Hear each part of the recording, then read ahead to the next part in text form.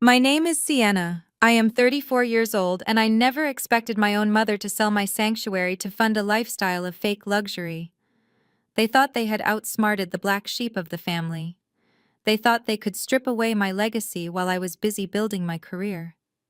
Last weekend, I drove down to the Hamptons to clear my head at the oceanfront estate my grandparents left exclusively to me. Instead of the familiar sound of seagulls and crashing waves, I was greeted by the screech of a power drill and a massive wooden sign stabbed into my front lawn. The sign read "Sold" in bold red letters. As I stood there holding the key that no longer fit the front door, my phone buzzed in my pocket. It was a text message from my brother-in-law, Andre. He is a polished real estate executive who always wears suits that cost more than my first car. The text read, "Thanks for the early wedding gift, Sienna. The house closed at a great price.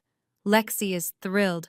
I did not scream, I did not cry. I simply smiled because they had no idea they had just stolen a house from a woman who specializes in hunting down financial predators." Before I continue this story, let me know where you are watching from in the comments below. Hit like and subscribe if you have ever had to deal with entitled family members who cross the ultimate boundary. Growing up in an affluent neighborhood in Manhattan taught me early on that appearances were everything to my mother. Our pristine penthouse was a stage, and we were merely her actors.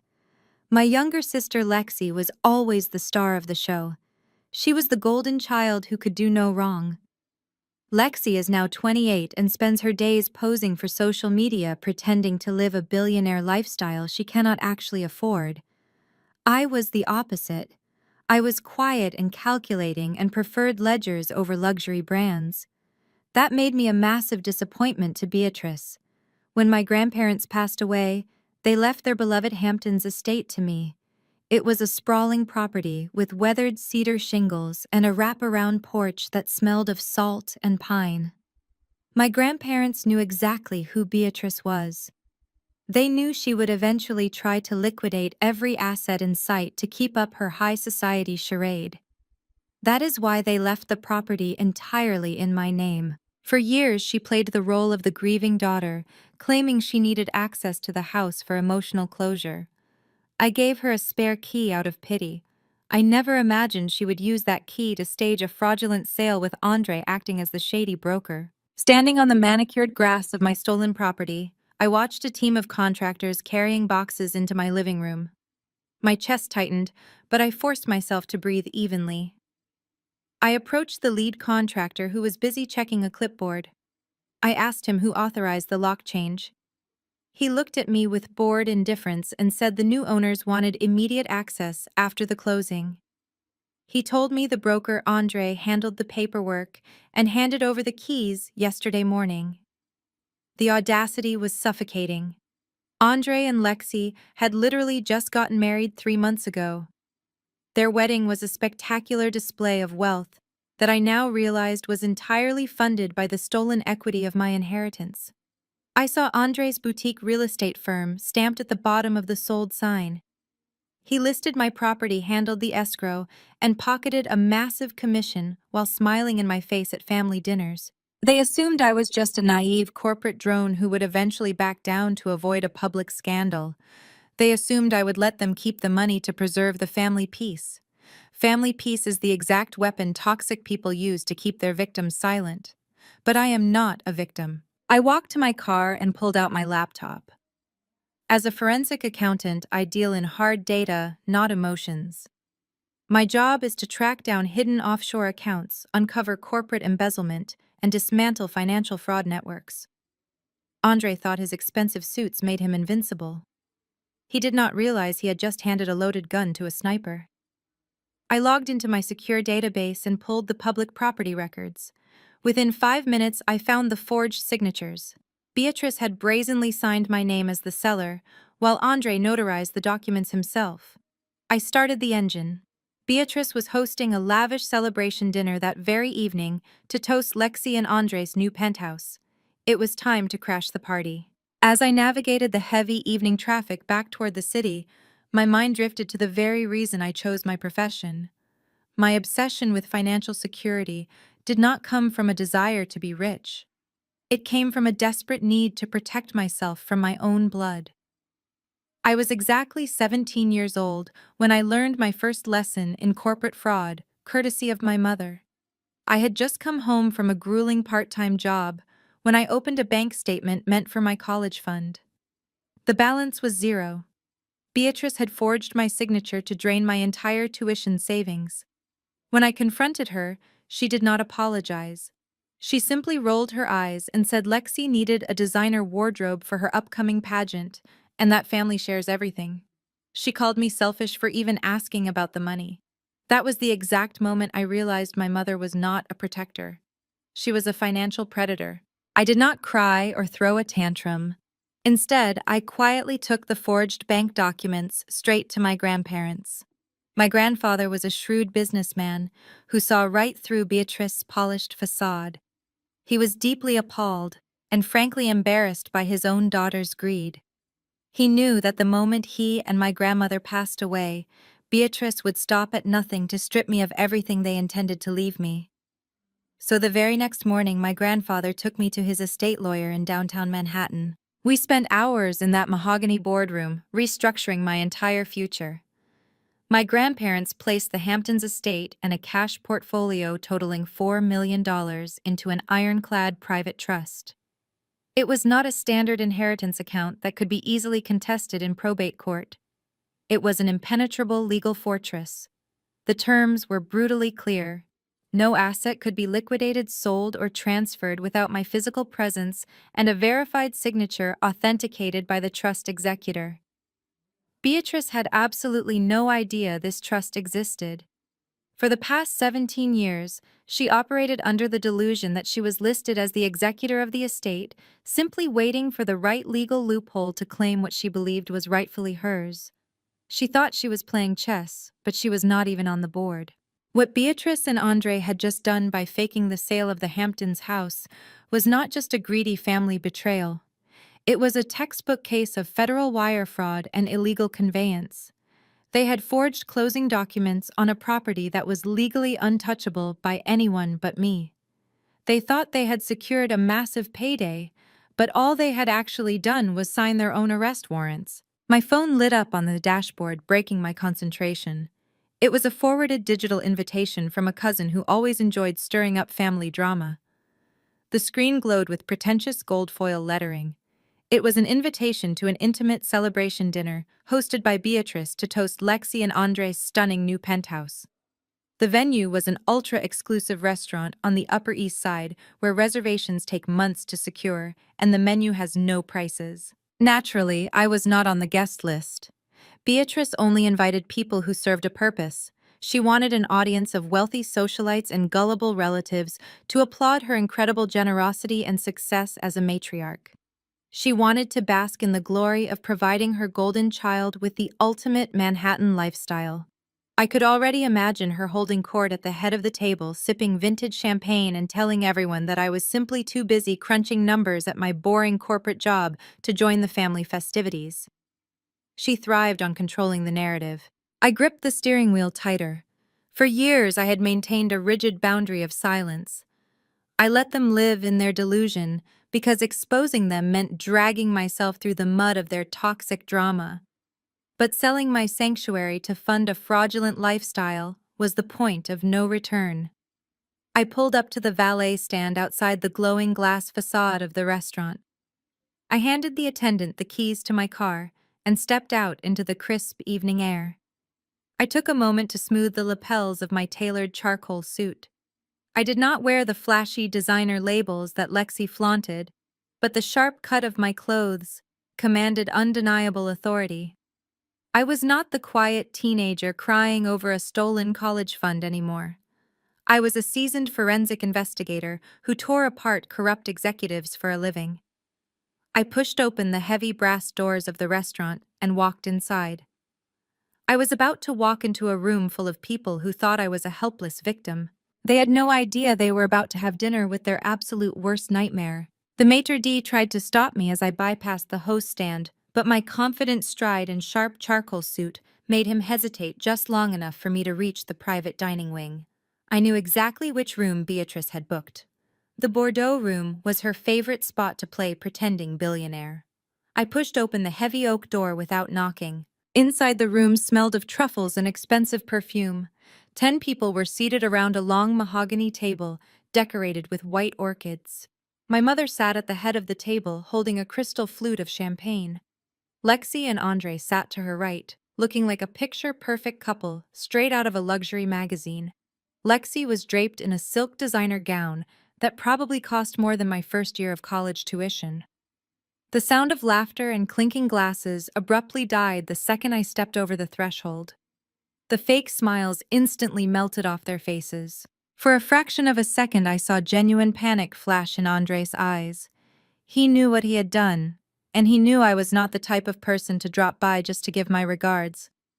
But my mother was a seasoned actress. She never let a crisis ruin a good photo opportunity. A waiter carrying a tray of caviar appetizers happened to walk in right behind me. Beatrice immediately snapped her mask back into place, her face stretched into a bright, overly enthusiastic smile. "Sienna, darling," she cooed loudly, ensuring the waitstaff could hear every word. "You made it after all. We were just telling everyone how incredibly busy you are crunching numbers at your little corporate job. I am so glad you could tear yourself away from your spreadsheets to celebrate your sister's massive milestone. Come sit down.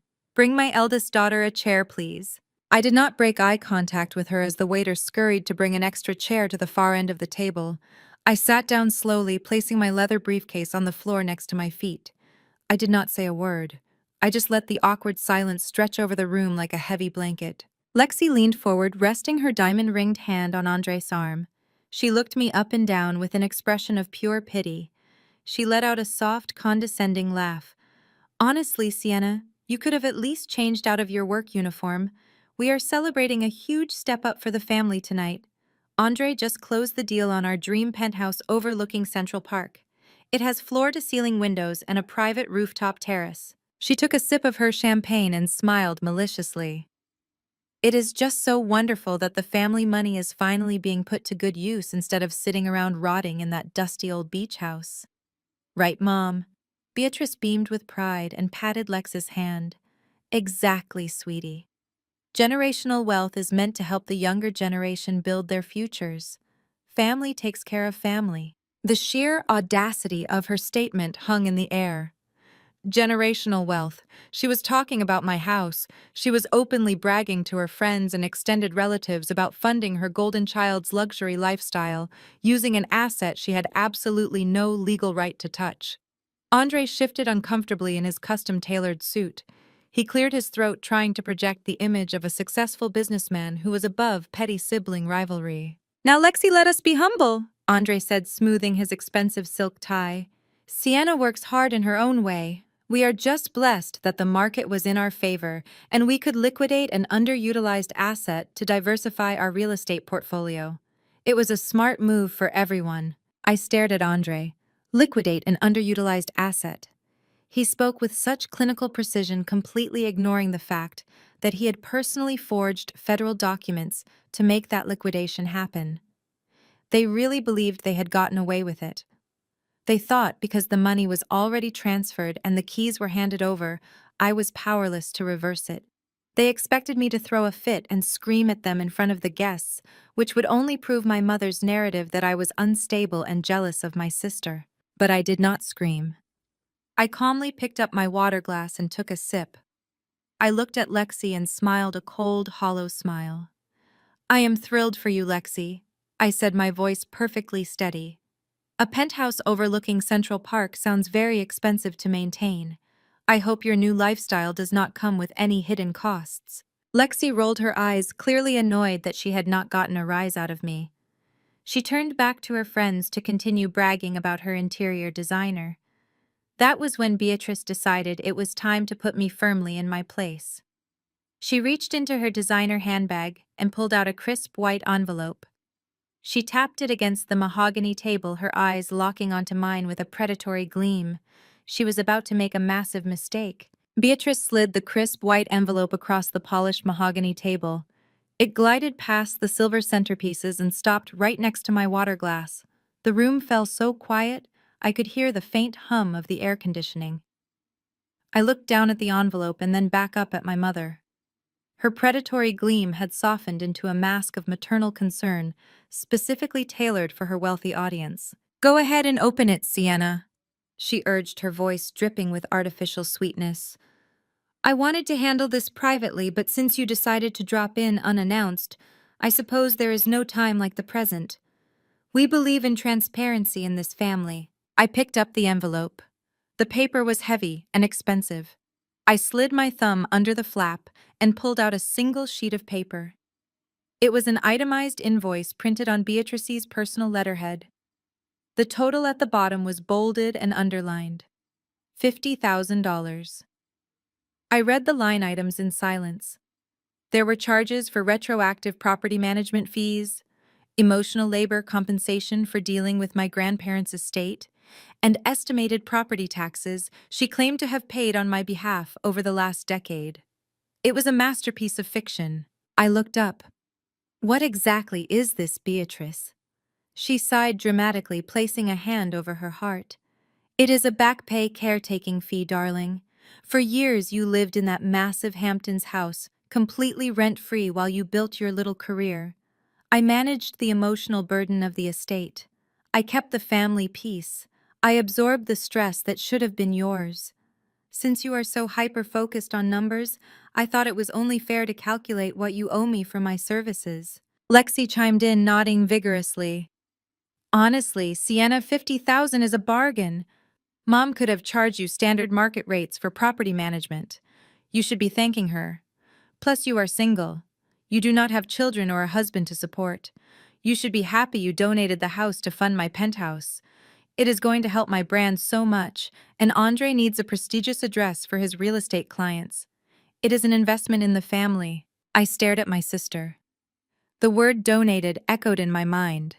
They had genuinely convinced themselves that forging federal documents and liquidating my private trust was simply a forced charitable donation to the Lexi Fund. The guests around the table shifted uncomfortably. A few of Beatrice's friends nodded in agreement, whispering about how hard it is to manage ungrateful adult children. I looked back down at the invoice. My eyes scanned the absurd charges. I read one aloud. "Lawn maintenance for the years 2015 through 2018, $5,000. I placed the paper flat on the table.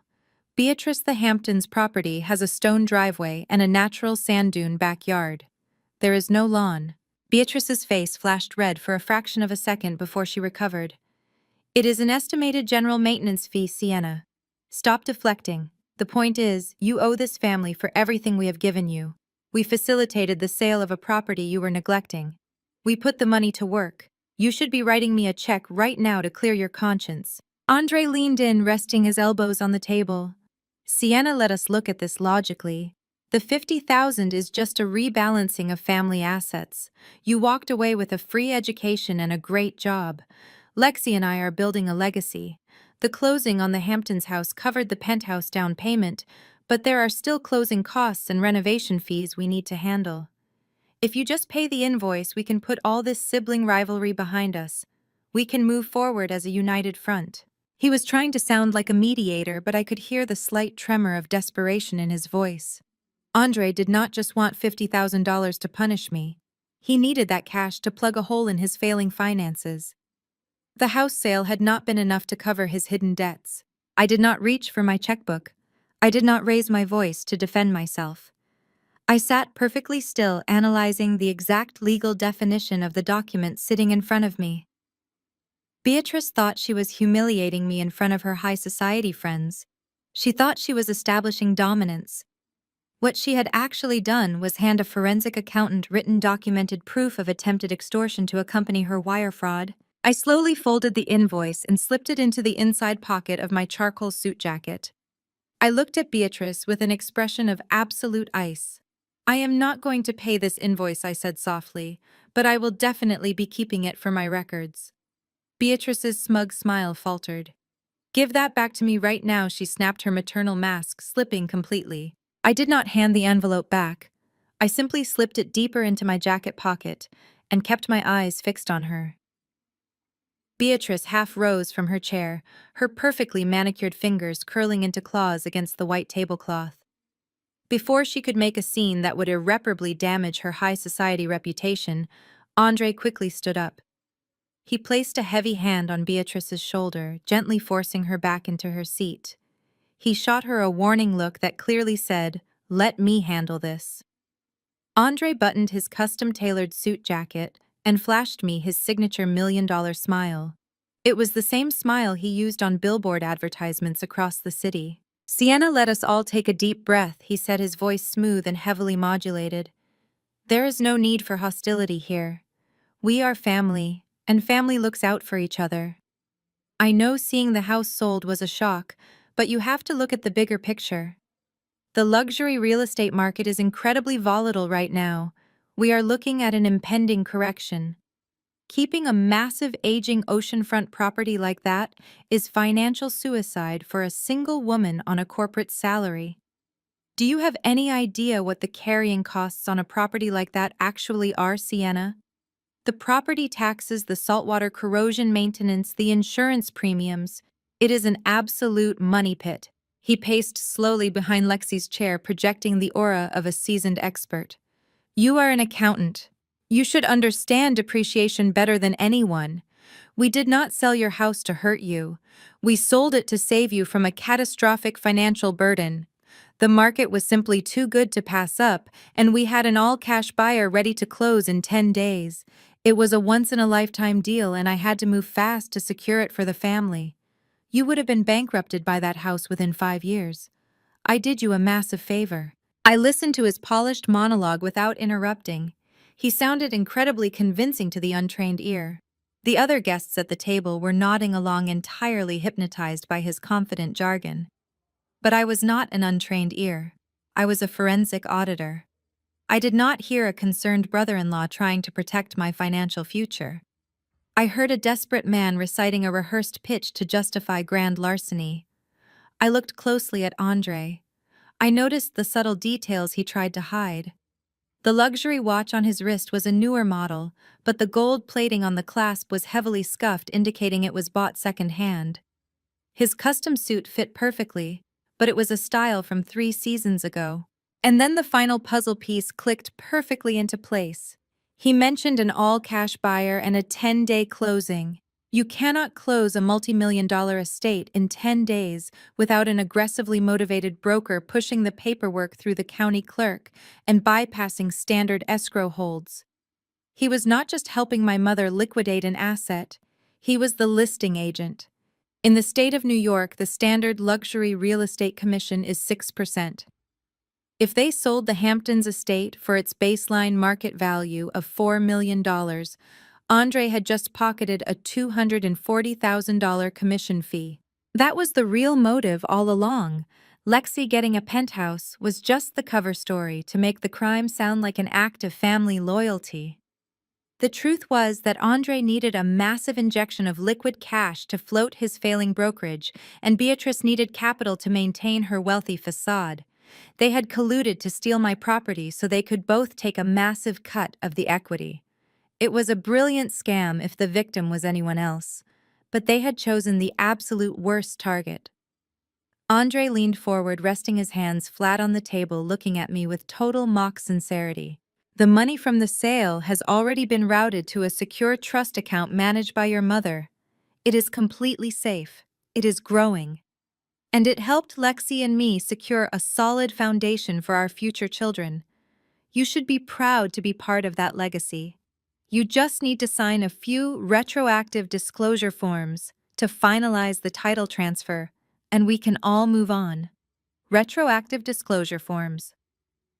The words hung in the cold air. He was talking about a quitclaim deed.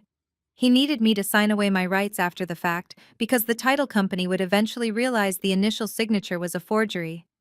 He was actively trying to manipulate me into permanently legalizing his own financial crime. I looked at Andre as the silence stretched across the dining room. He was waiting for me to break down. He was waiting for me to yell or throw my glass of water so he could play the victim. That is how manipulators operate. They push you to the edge of your sanity and then point a finger at your reaction to avoid taking accountability for their actions. I did not give him the satisfaction. I leaned back in my chair and folded my hands neatly on my lap. I let him sweat under my gaze for a few seconds longer. The confidence in his posture began to crack just a fraction. He shifted his weight and tugged nervously at the collar of his expensive silk tie. The heavy silence was suffocating him. "Tell me something, Andre," I said, keeping my tone perfectly conversational and light. "When you pushed those closing documents through the county clerk last week, how exactly did you manage to bypass the IRS escrow requirements for a contested title? Did you falsify the schedule? K-1 forms yourself? Or did you find a desperate notary willing to risk federal prison for a small cut of your massive commission check?" The effect of my words was instantaneous and absolutely devastating. All the blood drained from Andre's face, leaving him looking like a ghost trapped inside a custom suit. His confident million-dollar smile vanished completely, replaced by a look of sheer, unadulterated panic. His mouth opened slightly, but no sound came out. He knew exactly what those specific terms meant. He knew that I understood the exact mechanics of his crime. Beatrice frowned deeply, clearly confused by the sudden shift in the atmosphere.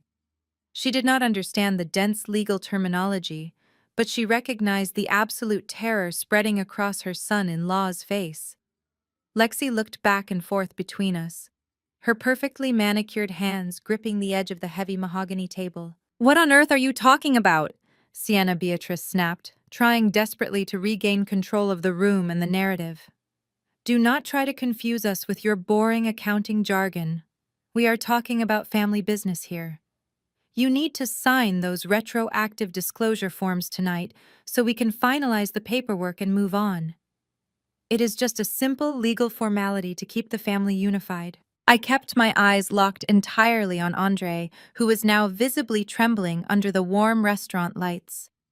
"It is not a simple formality." "Beatrice," I replied softly, my voice carrying clearly across the quiet room. "It is an admission of guilt. If I sign a quitclaim deed after the fact, I become legally complicit in a massive case of wire fraud. You see, my grandfather did not just leave me a beautiful oceanfront house. He left me a legal fortress.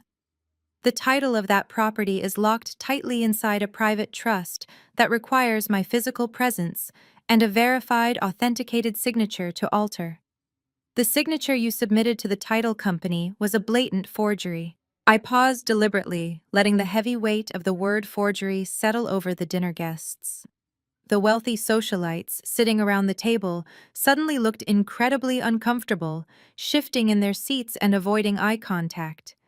No one in high society wanted to be associated with a federal crime.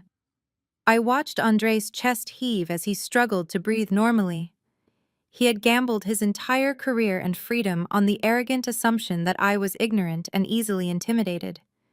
He never expected me to forensically audit his crime scene before the dessert course was even served. I slowly stood up from my chair and picked up my leather briefcase from the floor. I reached into my suit pocket, pulled out a crisp $100 bill, and dropped it onto the white tablecloth right next to my untouched glass of water. "That is to cover my tap water," I said smoothly. "I would hate for you to add it to my $50,000 caretaking invoice." Beatrice stood up, her chair scraping loudly against the polished hardwood floor. "Sienna, you sit back down right now," she hissed, her voice thick with panic and rage. "You do not walk away from me. We are not finished here. You owe this family your cooperation." I looked at my mother one last time, feeling nothing but cold resolve. "Oh, we are absolutely finished, Beatrice," I said. "Enjoy your celebration dinner tonight. Enjoy the beautiful new penthouse Lexi. Because the federal government is incredibly thorough when they audit fraudulent luxury real estate transactions." I turned my back on them and confidently walked out of the Bordeaux room. I did not look back, but I could hear the immediate eruption of panicked whispers and Andre's frantic voice trying to calm my mother down. The first warning shot had been fired. The cool air of Manhattan felt refreshing against my face as I stepped out of the restaurant. I directed my driver straight to the financial district. It was past 9 in the evening when I swiped my keycard at the heavy glass doors of my firm. The office was mostly empty, save for a few junior analysts burning the midnight oil. I walked straight to my corner office, locked the door behind me, and powered on my dual monitors. I was not going to wait until morning to dismantle my family.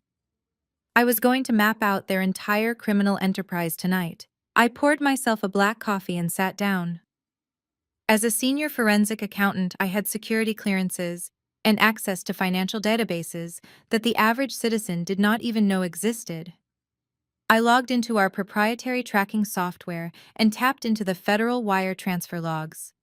I started with the public sale record of the Hamptons estate. The property closed for $4.2 million. From there, it was just a matter of following the digital breadcrumbs. Numbers never lie, and they certainly do not keep family secrets. Within 20 minutes, I found the primary escrow account used for the closing.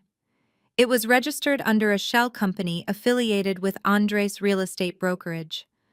I watched the money splinter off into different directions like a shattered mirror. A massive cut of $250,000 was routed directly into Andres' personal offshore checking account. He had listed it as a consulting fee to evade standard commission tax laws. Another chunk of $500,000 went straight to a luxury car dealership and a high-end interior design firm to furnish Lexi's new penthouse. The remaining $3.4 million was parked in a newly established wealth management account under Beatrice's name. Seeing the money flow was satisfying, but it did not answer my biggest question. How did they legally bypass the private trust my grandfather set up? That trust was specifically designed to be bulletproof. A simple forged signature on a quitclaim deed would have been flagged immediately by any competent title insurance company. Andre was greedy, but he was not stupid enough to rely on a single forged signature for a multi-million-dollar transaction. They had to have presented a secondary legal document to override the trust entirely. I opened a new encrypted tab and accessed the New York County Clerk probate records. I typed in my grandfather's social security number and hit enter. The screen loaded for a few agonizing seconds before a PDF document appeared. My eyes scanned the title of the file and my blood turned to ice. It was a last will and testament dated just 2 months before my grandfather passed away. I clicked open the file and started reading. It was a complete fabrication. The forged document claimed that my grandfather had revoked all previous trusts and named Beatrice as the sole executor and primary beneficiary of his entire estate. They had completely written me out of the family history. Beatrice had meticulously forged my grandfather's handwriting on a fake will. She even went as far as hiring a corrupt notary public to stamp the document, giving it the illusion of federal legitimacy. She submitted this fake will to the county court, effectively stealing my inheritance right under the nose of the legal system. The sheer audacity of the crime took my breath away. Beatrice did not just commit real estate fraud. She committed perjury, forgery, and grand larceny against the federal government.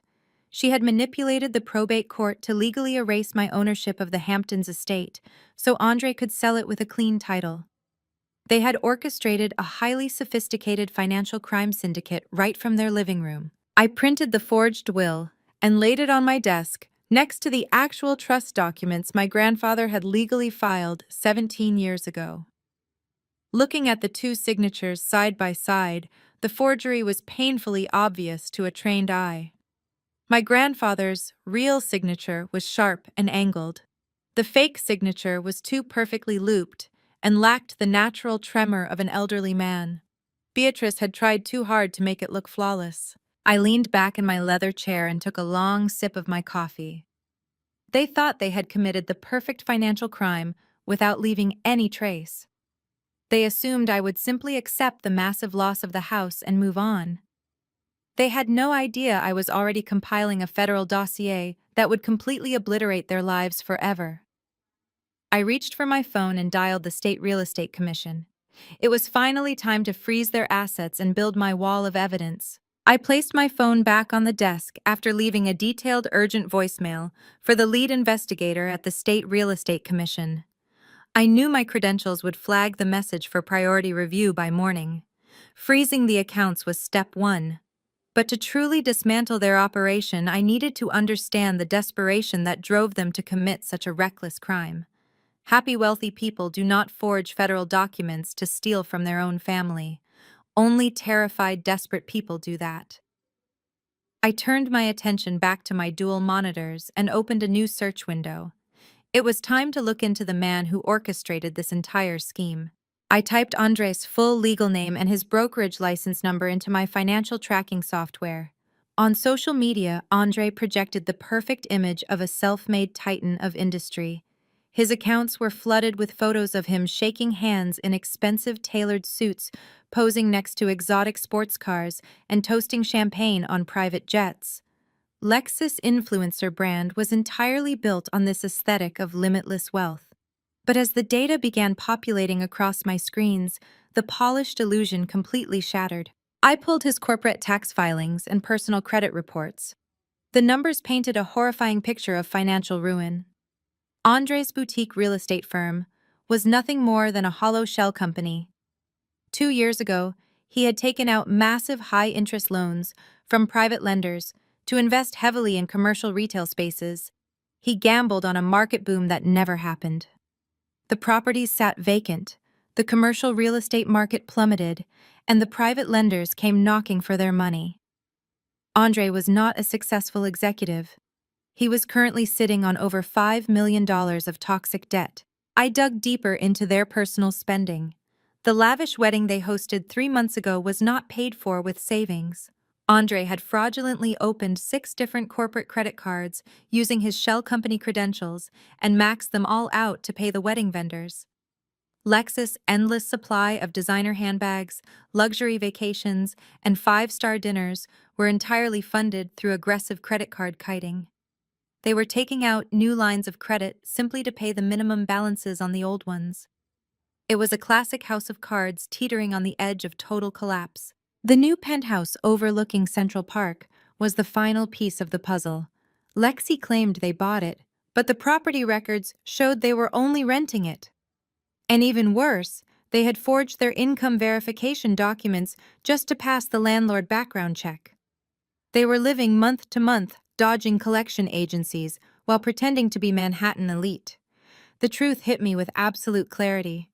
The sale of my Hamptons estate was never about helping the family diversify assets or setting up a nest egg for Lexi. It was a desperate, frantic bailout. Andre's private lenders were closing in. If he defaulted on those massive commercial loans, the lenders would have forced his firm into bankruptcy and ordered a forensic audit of his books. That audit would have immediately exposed his credit card fraud and sent him straight to federal prison. He needed a massive injection of liquid cash immediately, just to keep the creditors at bay. Beatrice, desperate to protect her golden child's flawless public image, willingly sacrificed my inheritance to save her son-in-law from a criminal indictment. They stole my $4 million estate to pay off bad debts and fund a fake lifestyle. I sat back in my chair staring at the glowing red numbers on my monitors. The sheer scale of their delusion was staggering. They had convinced themselves that their image was worth destroying my future. They thought they had successfully plugged the hole in their sinking ship. But by forging my grandfather's will and selling a property tied to a private trust, they had just traded a state-level financial crisis for a federal felony. I exported every single document loan agreement and forged tax return into a secure encrypted file. I printed physical copies of everything and organized them neatly into a thick manila folder. The clock on my computer screen read 2 in the morning. My eyes were heavy, but my mind was racing with absolute clarity. I had all the evidence I needed to destroy Andre's career and send him to prison. But Andre was just a symptom of the disease. The true architect of my pain was the woman who gave birth to me. I packed the folder into my leather briefcase and locked my office door. I called a car to take me straight to the Upper East Side. It was time to visit my mother. The black town car pulled up to the gilded awning of my mother's Upper East Side building. The night doorman recognized me and nodded, letting me straight through to the private elevator. I pressed the button for the penthouse level. The doors slid open directly into Beatrice's grand foyer. It was completely silent save for the soft ticking of a vintage grandfather clock. I walked past the marble columns and found her in the main living room. She was sitting in a plush velvet armchair, still wearing her designer dinner dress, sipping a glass of wine and staring out at the city skyline. She did not look surprised to see me. In fact, she looked profoundly annoyed. "You have incredible nerve showing up here at 2 in the morning, Sienna," she said without turning around. I did not waste time with pleasantries. I walked to the glass coffee table, unclasped my briefcase, and pulled out the manila folder. I dropped it onto the glass right next to her wineglass. I pulled out the printed copy of the forged will and placed it on top of the pile. "I know exactly what you and Andre did," I said, my voice perfectly level. "I know all about the shell company, the offshore accounts, the maxed-out credit cards, and the massive commercial debt. And I know that forging a federal document to bypass an ironclad private trust is not just greedy, but phenomenally stupid." Beatrice finally turned her head to look at me. She did not flinch. She did not burst into tears or beg for forgiveness. She calmly picked up the forged will, glanced at the signature she had meticulously crafted, and then tossed the paper back onto the table like it was a piece of junk mail. She took another slow sip of her wine and let out a long, exasperated sigh. "You were always so painfully dramatic, Sienna," she sneered. "You were always the difficult child. You obsessed over rules and numbers while Lexi was the one who actually understood the true meaning of family." Beatrice stood up and began pacing the luxurious room, her voice dripping with toxic venom. She told me I had never deserved that Hamptons house. She claimed my grandparents only left it to me to spite her because they never respected her ambition. She said Lexi was the heart of the family. Lexi was the golden child who brought joy and prestige to our name, while I was just a cold, calculating machine who embarrassed her at social events. She yelled that it was a mother's job to protect her vulnerable children. She insisted Lexi needed protection from Andre's temporary financial setbacks. She completely justified her felony by claiming she was simply reallocating idle resources to save the family image from public ruin.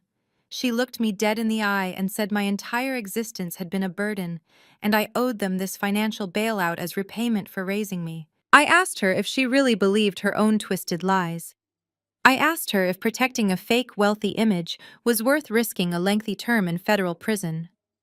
Beatrice laughed, a sharp, cold sound that echoed loudly in the cavernous room. She walked over to her mahogany writing desk and turned back to face me. "You sound exactly like your father, right before I ruined him," she said casually. My blood ran entirely cold. My father had lost absolutely everything in a brutal divorce settlement when I was just a child. He was left entirely bankrupt, forced to move across the country in utter disgrace. Beatrice smiled proudly, adjusting her diamond necklace. She admitted right then and there that she had forged his financial disclosures during the divorce proceedings. She had systematically hidden millions of dollars in offshore accounts to ensure he walked away with absolutely nothing. She bragged about how incredibly easy it was to manipulate the legal system when you have the right connections, a confident smile, and a ruthless mindset. She told me she had utterly destroyed a much smarter man than me, and she would not hesitate to destroy my career and reputation if I tried to interfere with her plans now. "Leave the folder on the table, go back to your empty little apartment, and forget this ever happened," she commanded, pointing a manicured finger at the door. "If you breathe a word of this to anyone, I will make your life a living hell, Sienna." She turned her back on me and looked out the massive window again, dismissing me completely, like I was a disobedient servant. I did not argue with her. I did not scream or throw things. I calmly picked up my folder, placed it back inside my briefcase, and clicked the metal locks shut. I had gathered absolutely everything I needed. She genuinely thought her confession was a display of ultimate power and dominance. She did not realize she had just confessed to multiple federal crimes, including perjury and historical fraud, while I had my phone actively recording the entire conversation from inside my suit pocket. I walked out of the apartment, leaving her alone in her high tower. The heavy oak door clicked shut behind me, sealing the fate of my family. I rode the elevator down to the lobby in total silence, pulling my phone from my pocket to verify the audio file. The recording was crystal clear. Beatrice had delivered a flawless, unprompted confession to multiple federal crimes. I forwarded the encrypted file to 3 separate secure cloud servers and emailed a copy directly to my personal attorney. I went back to my apartment and slept for 4 hours. When I woke up the next morning, I fully expected a frantic phone call from Andre begging me to reconsider. Instead, I was served with legal papers before I even finished my morning coffee. A courier knocked on my door at 7:30 sharp, handing me a thick manila envelope. Inside was a formal notice of a civil lawsuit and an emergency petition for a restraining order. Beatrice and Lexi had not wasted a single second. Knowing I had the evidence to destroy them, they launched a preemptive strike designed to entirely discredit my character. They filed a frivolous harassment lawsuit, claiming I had trespassed at their private dinner and then violently threatened my mother in her own home later that night. The affidavit was a masterpiece of gaslighting. Beatrice claimed I had a long documented history of severe mental instability and financial jealousy. She swore under oath that I was aggressively trying to extort them for money to fund my own failing career. It was the classic manipulator playbook. When toxic people realize they can no longer control you, they immediately pivot to controlling how other people see you. They needed the courts and the public to believe I was a dangerous, unhinged stalker, so that when I finally presented my evidence, it would look like the fabricated revenge plot of a crazy woman. But the legal harassment was only the first phase of their attack. As I stood in my kitchen reading the absurd court filings, my phone began buzzing endlessly with notifications. My firm's junior partner called me frantically. He told me our corporate servers were being flooded with hostile traffic. I opened my laptop and went straight to Lexi's social media profiles. She had posted a 10-minute highly edited crying video to her 2 million followers. She sat on the floor of her fraudulently rented penthouse wearing no makeup and an oversized sweater, looking incredibly frail and terrified. She sobbed into the camera, telling her audience a fabricated story about her toxic, jealous older sister who was trying to ruin her marriage and destroy her life out of pure spite. She did not mention the Hamptons house or the wire fraud. She framed the entire situation as a tragic case of unprovoked sibling abuse. Lexi knew exactly what she was doing. She weaponized her massive following without ever explicitly naming me. She dropped just enough subtle hints about my location and profession that her rabid fan base found my corporate profile within minutes. They descended on my accounting firm like a swarm of locusts. Hundreds of fake one-star reviews flooded our public pages claiming I was a corrupt, unethical auditor who harassed innocent families. The firm's reception lines were jammed with angry callers demanding that I be fired immediately for domestic abuse. Lexi was using her internet mob to terrorize my employer, hoping the professional pressure would force me to drop the investigation and sign away my inheritance to save my job. She wanted me to feel as cornered and desperate as Andre was. She wanted me to panic and surrender to the overwhelming weight of public humiliation. They fundamentally misunderstood how a forensic accountant operates under pressure. I did not cry over the fake reviews. I did not log on to social media to defend myself in the comments section. I immediately called my managing partner and explained the exact nature of the situation. Because my firm specialized in uncovering massive corporate fraud, we were intimately familiar with retaliatory smear campaigns. My boss did not panic. He simply laughed, instructed our IT department to temporarily lock down our public directories, and told me to take as much paid leave as I needed to bury them. I printed out the entire thread of Lex's defamatory social media posts and added them to my growing dossier. Lexi thought she was winning a public relations war.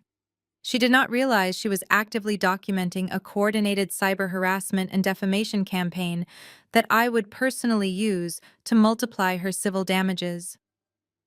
I neatly stacked the lawsuit papers on my desk. They wanted a brutal legal battle to force me into a settlement. I was more than happy to oblige them right now. 2 weeks later, I found myself sitting in a sterile glass-walled conference room in downtown Manhattan for the mandatory mediation session. The legal system moves incredibly slow unless you have money, and Beatrice had drained Andre's credit cards to hire an aggressive defense attorney. Mr. Thorne built his lucrative career by intimidating opposing parties into quiet settlements. He sat across the long polished table wearing a bespoke suit and an arrogant smirk. Next to him sat my mother. She was dressed in soft conservative colors, holding a crumpled lace handkerchief. As soon as the neutral mediator entered the room, Beatrice immediately launched into an Oscar-worthy performance. She dabbed at her dry eyes and let out a shaky theatrical breath. She told the mediator how absolutely heartbreaking it was to sit across from her own flesh and blood in a legal setting. She painted a vivid, tragic picture of a mother desperately trying to save her eldest daughter from a severe psychological breakdown. She referenced the fake social media harassment campaign, claiming that my jealousy over Lex's happy marriage had finally pushed me over the edge. She spoke with such genuine-sounding sorrow that if I did not know she had recently forged federal documents to steal $4 million, I might have actually felt sorry for her. Mr. Thorne took over seamlessly, leaning forward and folding his hands on the table. He looked at me with a sickeningly patronizing expression. "Sienna, your mother loves you very much," he began, his voice dripping with fake empathy. "She does not want to see your professional career destroyed by these unfortunate public outbursts. She understands that the stress of your accounting job, combined with your long-standing sibling rivalry, has caused you to act irrationally. We are here today to offer you a graceful exit. We want to help you get the psychological help you clearly need without involving a messy public trial." He reached into his leather briefcase and pulled out a thick stack of legal documents. He slid them across the smooth table until they stopped right in front of me. I glanced down at the top page. It was a retroactive quitclaim deed. It was the exact same legal document Andre had begged me to sign at the celebration dinner. The document would legally transfer all my ownership rights of the Hamptons estate directly to Beatrice, backdating the transfer to a week before she fraudulently sold the property. It was the ultimate get-out-of-jail-free card for their entire criminal enterprise. Mr. Thorne tapped the document with his expensive gold pen. "If you sign this deed right now, we will immediately drop the civil harassment lawsuit," he stated firmly. "We will issue a public statement clearing your name of the social media backlash. You can go back to your quiet life, and your mother will handle the family estate as she sees fit. However, if you refuse to cooperate, we will have no choice but to escalate this matter to protect the family." I raised an eyebrow, waiting for the threat. It did not take long. "Given your recent erratic behavior, your mother is fully prepared to file an emergency petition in probate court." Mr. Thorne continued, his tone dropping its friendly facade and turning sharp and cold. "We will formally request a psychological evaluation to have you declared legally incompetent to manage your own affairs. We will seek a full medical conservatorship. If the court grants it, your mother will be given total legal control over your finances, your medical decisions, and your career. Do not force us to take that step, Sienna. Sign the paperwork and let your family move on." The room fell completely silent. The mediator looked at me, expecting me to either burst into tears or angrily flip the table. They were threatening to strip away my basic human rights and lock me in a legal cage if I did not help them cover up their felony. I looked past Mr. Thorne and locked eyes with Andre, who was sitting silently at the far end of the table. He was sweating profusely. He knew this insane legal threat was their absolute last resort. They were bluffing with an empty hand, hoping my fear of public humiliation and forced medical evaluations would compel me to surrender my inheritance. They wanted me to feel small. They wanted me to feel utterly trapped by their expensive lawyer and their carefully crafted lies. I looked down at the quitclaim deed and then looked back up at my mother. Her lace handkerchief was resting on the table, and her eyes were hard and calculating. She thought she had me perfectly checkmated today. She had absolutely no idea I was about to completely flip the entire board. I looked at the retroactive quitclaim deed resting in front of me. It was a single piece of paper that represented their entire desperate delusion. They genuinely thought my biggest vulnerability was my reputation. I picked up the pen Mr. Thorne had offered me. Beatrice let out a small, relieved sigh, her shoulders visibly relaxing. Andre finally took a deep breath. I held the pen for a moment, inspecting the gold trim before I placed it down exactly where I found it. I reached into my leather briefcase and pulled out the thick manila folder I had compiled the night before. I did not say a word about my sanity. I did not mention the social media harassment or defend my psychological state. I opened the folder and pulled out a stack of dense forensic financial reports. I slid the first document across the table directly to Mr. Thorne. It was not a legal argument. It was pure, indisputable math. "What you are holding, Mr. Thorne," I said, leaning back in my chair, "is a certified federal routing trace. It details exactly how $250,000 of equity from the sale of my private trust property was illegally transferred into an offshore shell account registered to your client, Andre." Mr. Thorne frowned, looking down at the document. His arrogant smirk instantly vanished. I slid a second document across the table. "That one is a credit analysis proving that your client Lexi used fraudulently obtained corporate credit cards to fund her wedding and her current lifestyle." And finally, I slid the thickest document forward. "That is a copy of the fake will your client Beatrice submitted to the county clerk. I have already confirmed with a forensic handwriting expert that the signature is a blatant forgery. I also have an audio recording of Beatrice confessing to this exact crime 2 nights ago." The color completely drained from Mr. Thorne's face. He was an aggressive lawyer, but he was not a fool. He specialized in civil intimidation, not defending federal felonies. He looked up at Beatrice with an expression of sheer, horrified realization. She had completely lied to him. She had hired him to bully a difficult daughter into a civil settlement, telling him they had a clean legal title. She had intentionally neglected to mention that the entire situation was built on top of massive wire fraud and perjury. Beatrice shifted uncomfortably in her chair, her theatrical sadness evaporating instantly. "Sienna, stop this nonsense," she hissed, grabbing the edge of the table. "You are making things up. Mr. Thorne, do not look at those papers. She is having an episode." Mr. Thorne ignored her completely. His eyes were scanning the dense financial data, and he knew immediately that the documents were perfectly legitimate. As a seasoned attorney, he knew exactly what happens when you knowingly try to enforce a contract tied to stolen assets. He was dangerously close to being implicated in their conspiracy just by being in the room. He slammed the folder shut and pushed it slightly away from him. Andre began to panic, his carefully crafted real estate persona shattering entirely. "You cannot use those," he stammered, pointing a shaking finger at the folder. "That is illegally obtained financial data. You hacked my accounts." I laughed, a cold, sharp sound that cut through the tension. "I am a certified forensic accountant, Andre. I used federal databases that I have legal clearance to access because I suspected a crime had been committed against my personal estate. The data is perfectly admissible, and right now it is sitting on the desks of 3 different federal agencies." Mr. Thorne cleared his throat loudly, desperately trying to regain control of a situation that had just spiraled into an absolute legal nightmare.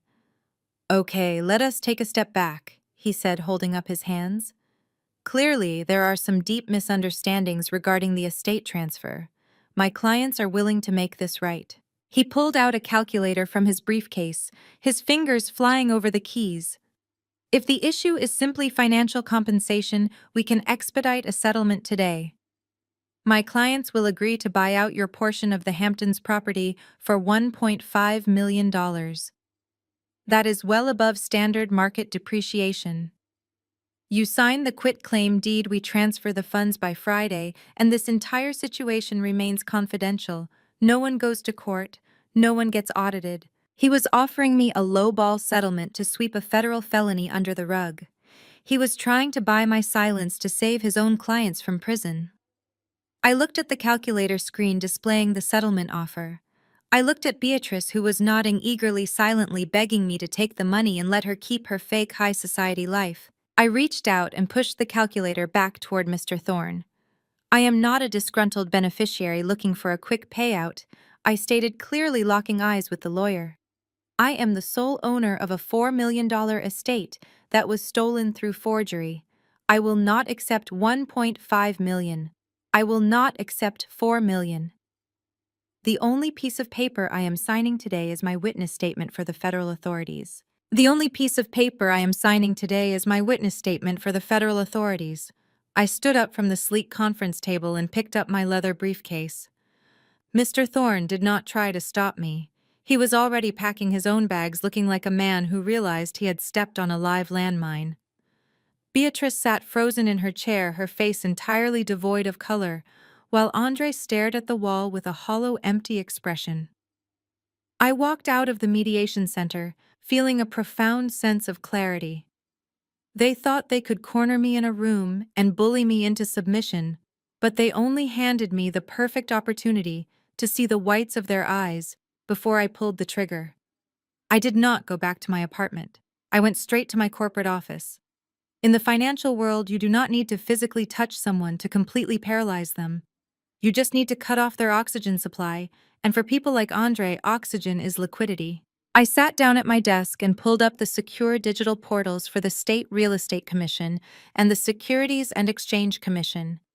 Because of my senior forensic credentials, my filings bypassed the standard automated queues and went directly to the emergency review boards. I spent the next 2 hours systematically uploading every piece of evidence I had gathered. I attached the forged will, the routing trace of the stolen equity, the fraudulent credit applications, and the audio recording of Beatrice's late-night confession. I filed a formal request for an immediate emergency injunction to freeze all assets associated with Andres' brokerage firm, citing severe flight risk and active federal wire fraud. The beauty of the American banking system is that when the federal government suspects massive real estate fraud, they do not wait for a court date to secure the stolen funds. They lock down everything immediately and ask questions later. I hit submit on the final form and leaned back in my chair. The digital trap was officially set. Now, it was just a matter of waiting for the jaws to snap shut. I did not have to wait long. Less than 48 hours later, the dominoes began to fall in spectacular fashion. I was sitting at a corner cafe near Wall Street, sipping an espresso, when my phone buzzed with an incoming call from an unknown number. I answered it and heard the sound of ragged, heavy breathing on the other end. Sienna, what did you do? It was Andre. His smooth, confident executive voice was completely gone, replaced by the frantic, high-pitched tone of a trapped animal. I took a calm sip of my espresso. I am not sure what you mean, I replied casually. Do not play games with me, he screamed into the receiver. I just tried to pay the monthly premium on my commercial bridge loan, and my corporate accounts are locked. My personal checking is frozen. Even Lexus credit cards are declining. The bank manager just told me there is a federal hold on my entire portfolio pending an SEC investigation. They suspended my brokerage license, Sienna. You ruined me. I listened to his violent panic echoing through the phone speaker. He was standing in the middle of his empty shell company office watching his entire fake empire burn to the ground. Without access to those accounts, he could not pay his private lenders. Without his license, he could not legally close another real estate deal to bail himself out. The massive mountain of debt he had been hiding was about to crash down on him all at once. You ruined yourself, Andre. I said, my voice ice cold. You chose to forge federal documents. You chose to illegally sell a property tied to a private trust. You chose to use my inheritance to fund a fake luxury lifestyle for my sister. I did not force you to commit wire fraud. I just provided the math to the people whose job it is to put criminals in prison. He was hyperventilating now, the reality of his situation fully crashing over him. You have to undo this, he begged, his voice cracking. Sienna, please. The private lenders are going to destroy me. Lexi is crying. We have zero cash. We cannot even buy groceries. You have to call them and tell them it was a misunderstanding. I will give you the house back. I will find a way to repay the money. Just call them off, please. You cannot unring a bell with the federal government, Andre, I stated simply. And even if I could, I would not. You crossed a line that cannot be uncrossed. Please find a good defense lawyer. I hung up the phone without waiting for another pathetic plea and slid the device back into my pocket. The absolute silence that followed was deeply satisfying. Andre was officially neutralized, but the financial freeze I had initiated did not just stop with his brokerage accounts. It hit every single line of credit attached to his fraudulent ecosystem. That meant Lexi and Beatrice were about to experience the exact same terrifying freefall. Around noon, notifications on my phone started lighting up with frantic activity from the family group chat. I did not open the app right away. I simply watched the preview banners flash across my lock screen. Lexi was the first to realize something was wrong. She had taken her wealthy friends out for a lavish champagne brunch at a high-end bistro in Soho. According to her frantic text to Andre, her titanium credit card had declined in front of everyone. She complained that the waiter humiliated her by asking if she had an alternative form of payment. She sent 5 consecutive messages demanding Andre call the bank and fix whatever stupid glitch was happening. 10 minutes later, Beatrice chimed in. Her text lacked her usual polished grammar. She was at the event planner office finalizing the expensive floral arrangements for her highly anticipated charity gala, scheduled for the following evening. The massive deposit she attempted to wire from her newly established wealth management account bounced instantly. The bank teller informed her over the phone that a federal hold had been placed on her entire portfolio. Beatrice demanded to know if Andre mismanaged the house sale funds. She was panicking, realizing that without that liquid money, the caterers and decorators would walk out, leaving her precious charity gala an empty, embarrassing shell. They were running in circles, blindly bumping into the walls of the invisible cage I built around them. They still thought it was a banking error. They still thought Andre could simply make a few phone calls and charm his way out of the problem. It was time to pull back the curtain and let them see exactly who was orchestrating their massive downfall. I retrieved the heavy manila folder from my hidden wall safe. I pulled out the original private trust document my grandfather signed 17 years ago. The paper was crisp and heavy, carrying the absolute weight of federal law. The top half of the document clearly outlined my sole ownership of the Hamptons estate and explicitly stated that Beatrice was legally barred from acting as an executor in any capacity. But the bottom half of the document contained the poison pill clause. That clause was my ultimate weapon, and I was not ready to reveal it until they were standing in front of an audience they could not escape. I took a piece of thick black construction paper and carefully covered the bottom half of the document, hiding the punitive damages clause. I laid the paper flat on my marble kitchen counter, ensuring the lighting was perfect. I pulled out my phone and snapped a high-resolution photograph. The top paragraph and my grandfather's distinct, authentic signature were perfectly legible. I opened the family group chat. Lexi and Beatrice were still rapid-fire texting Andre, begging him to pick up. I uploaded the redacted photograph and watched the loading bar complete. Underneath the image, I typed a single caption. "Did you really think Grandpa did not know you would try this? See you at the gala." I hit send. The effect was instantaneous. The 3 typing bubbles at the bottom of the screen completely vanished. For 2 full minutes, there was dead silence in the digital chat room. I could picture them staring at their glowing screens, their blood running cold, as the terrifying reality finally sank in. They recognized my grandfather's signature. They saw the official federal notary stamp from 17 years ago. They realized the fake will they had submitted to the county clerk was not just useless, but a documented piece of criminal perjury. Then my phone began ringing violently. First it was Beatrice, then it was Lexi, then Beatrice again. They called back to back, desperate to control the narrative, desperate to threaten me, beg me, or scream at me. I placed my phone on silent and tossed it onto the couch. I had no intention of speaking to them in private ever again. The next time I saw my mother and sister, it was going to be under the bright chandeliers of her charity gala. I walked into my bedroom and unzipped the garment bag hanging on the closet door. Inside was a stunning floor-length emerald green gown. I was going to give Beatrice exactly what she always wanted, a spectacle that high society would never forget. The grand ballroom of the Plaza Hotel was a masterclass in aggressive opulence. Every inch of the space was dripping in white orchids and illuminated by massive crystal chandeliers. This was Beatrice's annual Spring Hope Charity Gala. On paper, it was an event dedicated to raising funds for underprivileged youth.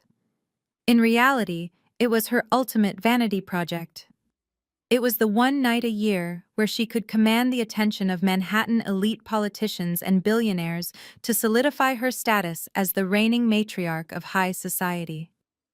The press line outside was packed with photographers shouting names and blinding guests with relentless flashbulbs. I stepped out of my town car, letting the emerald green silk of my gown pool gracefully around my heels.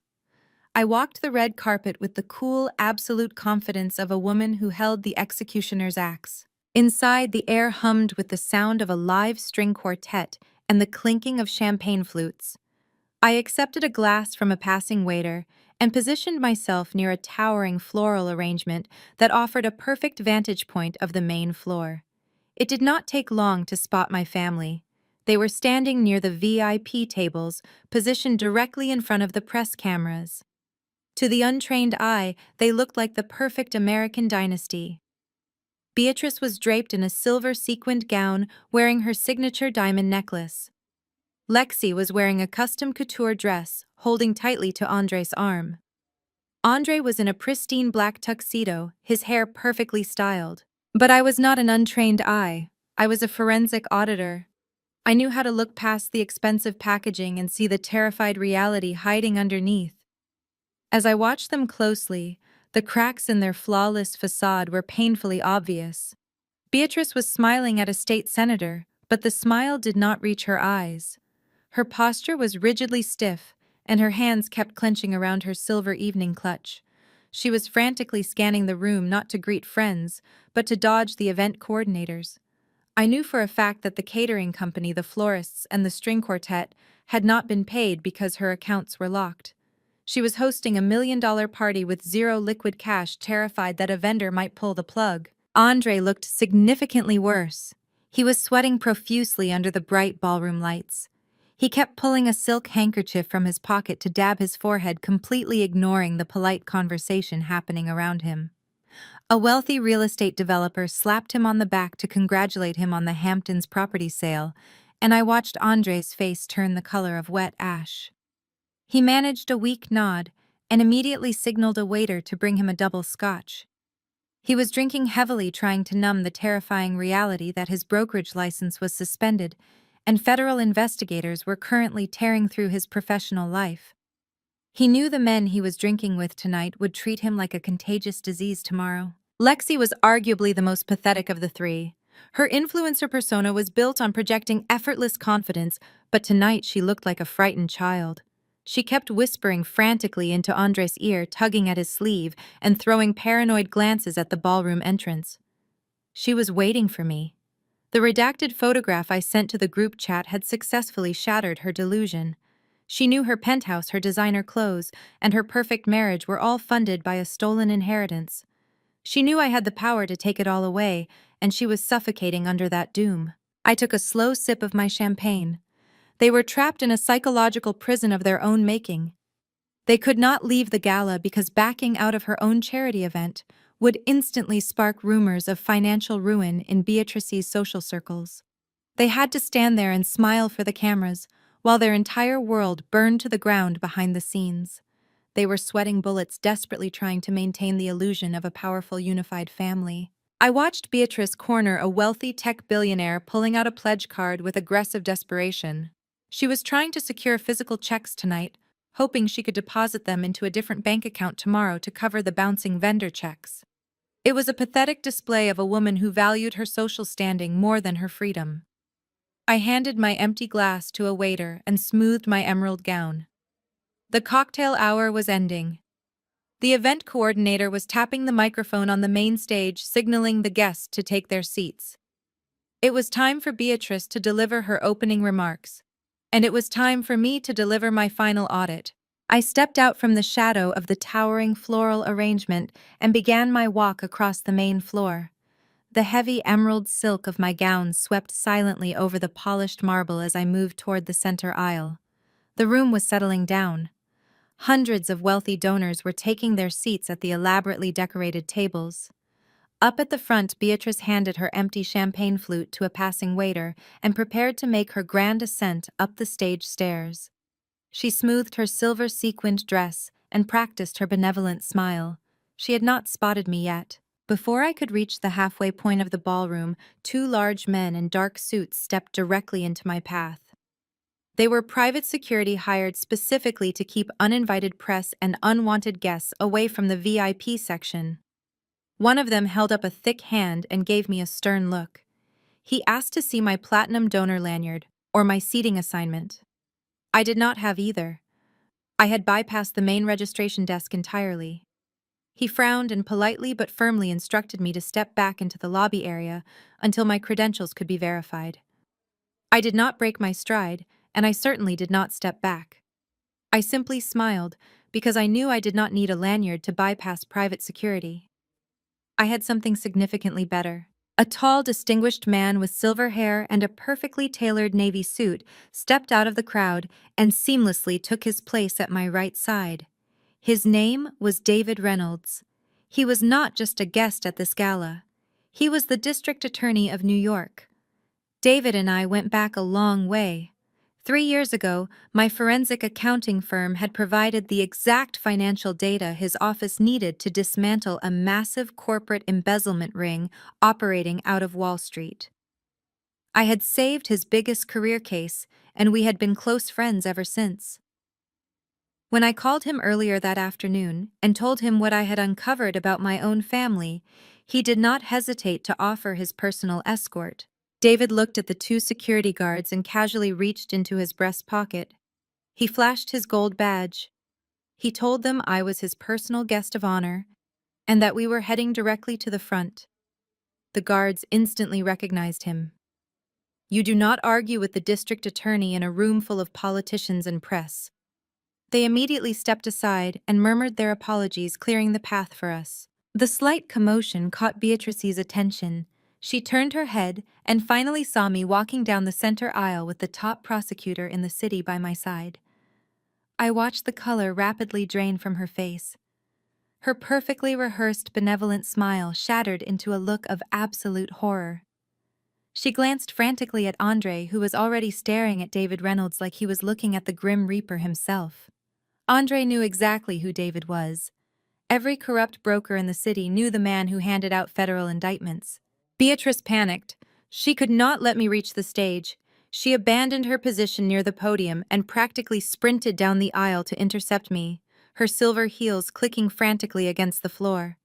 She plastered a wide, fake smile onto her face for the benefit of the watching photographers, but her eyes were wide with pure terror. She reached out and grabbed my arm, her perfectly manicured fingernails digging painfully into my skin. "Sienna, what on earth are you doing here?" she hissed under her breath, keeping her voice incredibly low so the surrounding tables could not hear. Her teeth were clenched together. "You need to leave right now. You are not ruining this night for me. I swear to God, if you cause a scene in front of these people, I will destroy you. Get out." I stopped walking and looked down at her hand gripping my arm. I did not pull away. I just looked at her with an expression of absolute pity. "You are the one causing a scene, Beatrice," I whispered back, my tone light and perfectly conversational. "And you cannot destroy me. You do not even have enough money in your accounts to pay for the floral arrangement standing right behind you. I am simply here to deliver a message about family legacy." I gently peeled her fingers off my arm. I gave her a warm smile, making the press photographers snap rapid pictures. I turned my attention to the stage just as the coordinator leaned into the microphone to introduce the host. I walked past her frozen body, heading directly toward the velvet stairs of the main podium. I climbed the velvet stairs with deliberate slowness, feeling the weight of the emerald silk trailing behind me. The hired host, a local television anchor, was just adjusting his tie and preparing to read his cue cards. I stepped up to the podium, giving him a polite but authoritative nod. I gently took the microphone from his hands before he could utter a single syllable. He looked confused, but seeing me dressed in couture and walking with absolute purpose, he assumed I was part of the scheduled program. He stepped aside, yielding the stage to me. The murmurs of the wealthy donors and politicians sitting at the tables faded away. The clinking of silverware against fine china stopped entirely. The grand ballroom fell into a hushed, expectant silence. They were waiting for a heartwarming story about the charity's mission. They were waiting for a touching family tribute. I adjusted the microphone stand and looked out over the sea of wealthy faces. Out of the corner of my eye, I saw Lexi frantically waving her hands. She was standing near the VIP table, her face pale and contorted with absolute panic. She glared intensely at the back of the room, violently slashing a finger across her throat in a universal gesture to cut the audio. She was trying to signal the sound technician to kill my microphone before I could speak. I watched her desperation with quiet amusement. What Lexi did not know was that the audiovisual booth was no longer under the control of the hotel staff. Earlier today, I sent my private tech team to the venue under the guise of an emergency equipment inspection requested by the district attorney. My people were currently sitting behind the soundboard, ensuring my microphone would remain perfectly live. Lexi realized her frantic signals were being completely ignored. She slumped back against Andre's side, looking like she was about to physically collapse. "Good evening, everyone," I began, my voice echoing smoothly through the massive overhead speakers. "For those who do not know me, my name is Sienna. I am Beatrice's eldest daughter. I am here tonight to offer a very special family tribute." I paused, letting the guests offer a brief, polite round of applause. I looked directly at Beatrice, who was frozen at the end of the center aisle, her eyes burning with hatred and absolute terror. "We are all gathered here tonight under the beautiful banner of philanthropy." I continued, gripping the edges of the podium. "We are here to talk about legacy." My mother absolutely loves that word. She loves to talk about building a secure future for the next generation. She loves to stand in front of flashing cameras and present herself as a woman who sacrifices everything to help those who are vulnerable. "It is an incredibly beautiful narrative," I said, my voice dropping to a serious tone. "But as a forensic accountant, I have learned that narratives are easily fabricated. Numbers, on the other hand, do not lie." The room shifted noticeably. A few high-profile politicians exchanged confused glances. The press photographers at the edge of the room instantly sensed a shift in the atmosphere and hoisted their cameras higher, snapping rapid pictures. I kept my tone perfectly pleasant, but the words carried the sharp edge of a scalpel. "True legacy is not built on lavish galas and expensive white orchids," I said, looking directly down at the VIP tables where my family stood shivering. "True legacy is built on honesty. It is built on how you treat people behind closed doors when the cameras are turned off and the bank accounts are finally laid bare. My mother is asking all of you to write massive checks tonight to support her charitable vision," I announced, projecting my voice to reach the back of the ballroom.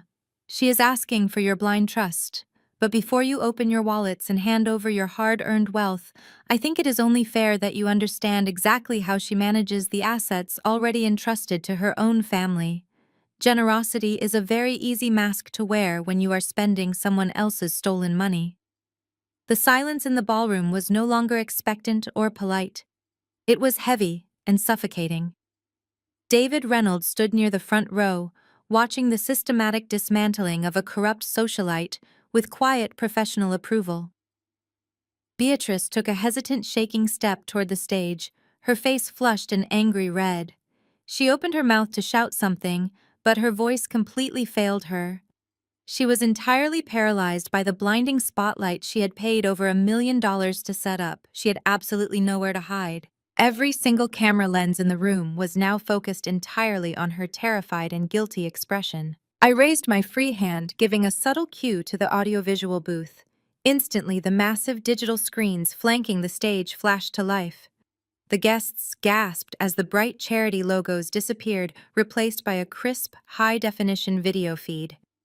It was not a montage of Beatrice's philanthropic achievements. It was a recording taken inside a familiar wood-paneled law office exactly 17 years ago. On the massive screens, my grandfather sat tall and authoritative in a leather wingback chair. My grandmother sat beside him holding his hand. They looked so incredibly vibrant and alive. A collective murmur rippled through the gala as many older wealthy donors immediately recognized the patriarch of our family. Beatrice let out a strangled gasp, her hands flying up to cover her mouth. She recognized the room. She recognized the lawyer sitting off camera who was prompting my grandfather to state his full legal name and the current date for the record. My grandfather looked directly into the camera lens. His voice boomed through the surround sound speakers echoing off the crystal chandeliers. I am recording this statement to serve as an indisputable video addendum to the private trust established for my granddaughter Sienna, he stated firmly. I am doing this of sound mind and absolute conviction because I know my daughter Beatrice will eventually attempt to contest my written will. I know this because she is a financial predator. The ballroom erupted into a chaotic symphony of shocked whispers. A prominent state senator in the front row dropped his fork onto his china plate. The press photographers went into a complete frenzy, pivoting their heavy lenses from the stage to the screens, and then directly onto Beatrice, who was now trembling violently in the center aisle. My grandfather did not stop there. He leaned forward, his expression hardening into one of profound disappointment. Beatrice has a documented history of severe financial manipulation. He continued, his voice unwavering. I watched her systematically hide assets to bankrupt her ex-husband during their divorce. I recently caught her forging signatures to drain Sienna's college tuition fund. She uses deceit to fund a lifestyle she has not earned. Let this video serve as absolute legal proof that under no circumstances is Beatrice ever to be named an executor of my estate.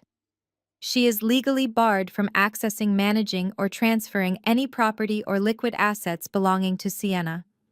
Any document claiming otherwise that surfaces after my death is a blatant forgery crafted by my daughter. My grandmother leaned into the frame, her expression equally resolute. We love our daughter, she said, her voice thick with emotion, but we refuse to let her greed destroy Sienna's future. This trust is ironclad. Beatrice has no authority. The video paused, freezing on the image of my grandparents staring out over the silent, horrified crowd. The impact was nuclear. There was no ambiguity. There was no room for Beatrice to spin this as a clerical error. Her own father had reached beyond the grave to testify against her in front of everyone she wanted to impress. He had publicly labeled her a predator and legally stripped her of the power she had just fraudulently claimed to possess. I looked down at the VIP tables. Andre was desperately trying to inch his way toward the side exit. His custom tuxedo was completely drenched in sweat. He realized the video did not just ruin Beatrice's social standing, it provided undeniable federal evidence that the will they submitted to the county clerk was entirely fabricated. If the rightful owners explicitly stated on video that Beatrice had zero legal authority, then Andre's entire real estate transaction was built on a foundation of federal wire fraud and perjury. He was trying to slip out before the authorities could put the pieces together. David Reynolds stepped slightly to the left, blocking the main aisle.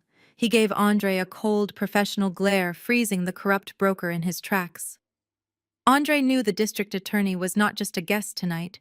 He was a witness to a massive public confession. Lexi was openly sobbing now, her face buried in her hands.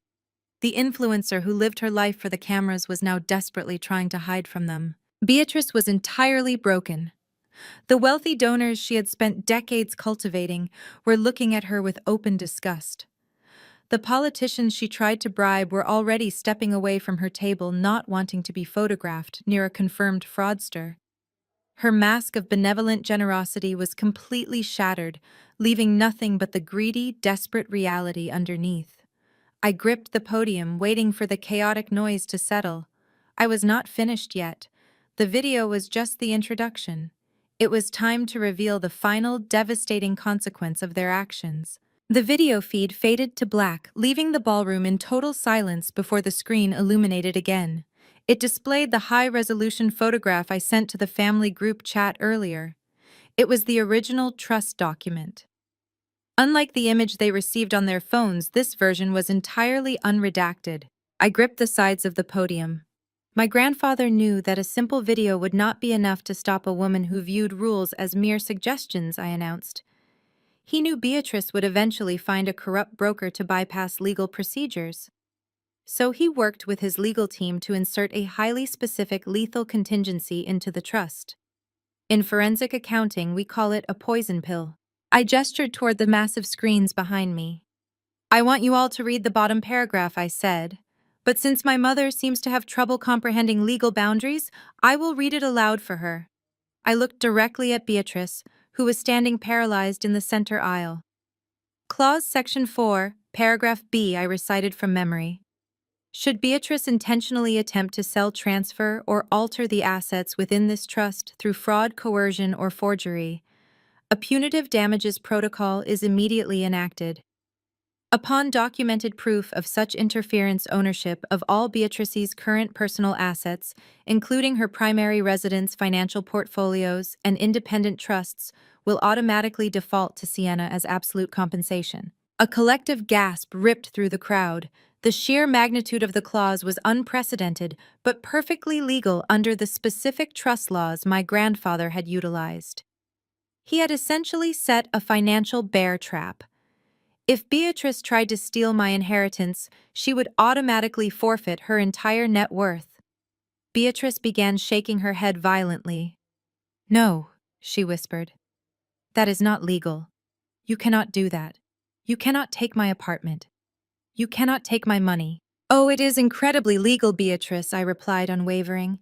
"It is a self-executing punitive clause. The moment you forged my grandfather's signature and submitted that fake will to the county clerk, you triggered the trap. You did not just commit a federal felony. You legally signed over the deed to your Upper East Side penthouse to me. You transferred ownership of your offshore wealth management accounts directly into my name. Every single asset you thought you were protecting when you stole my house now legally belongs to me." I looked around the lavish ballroom, gesturing to the expensive white orchids.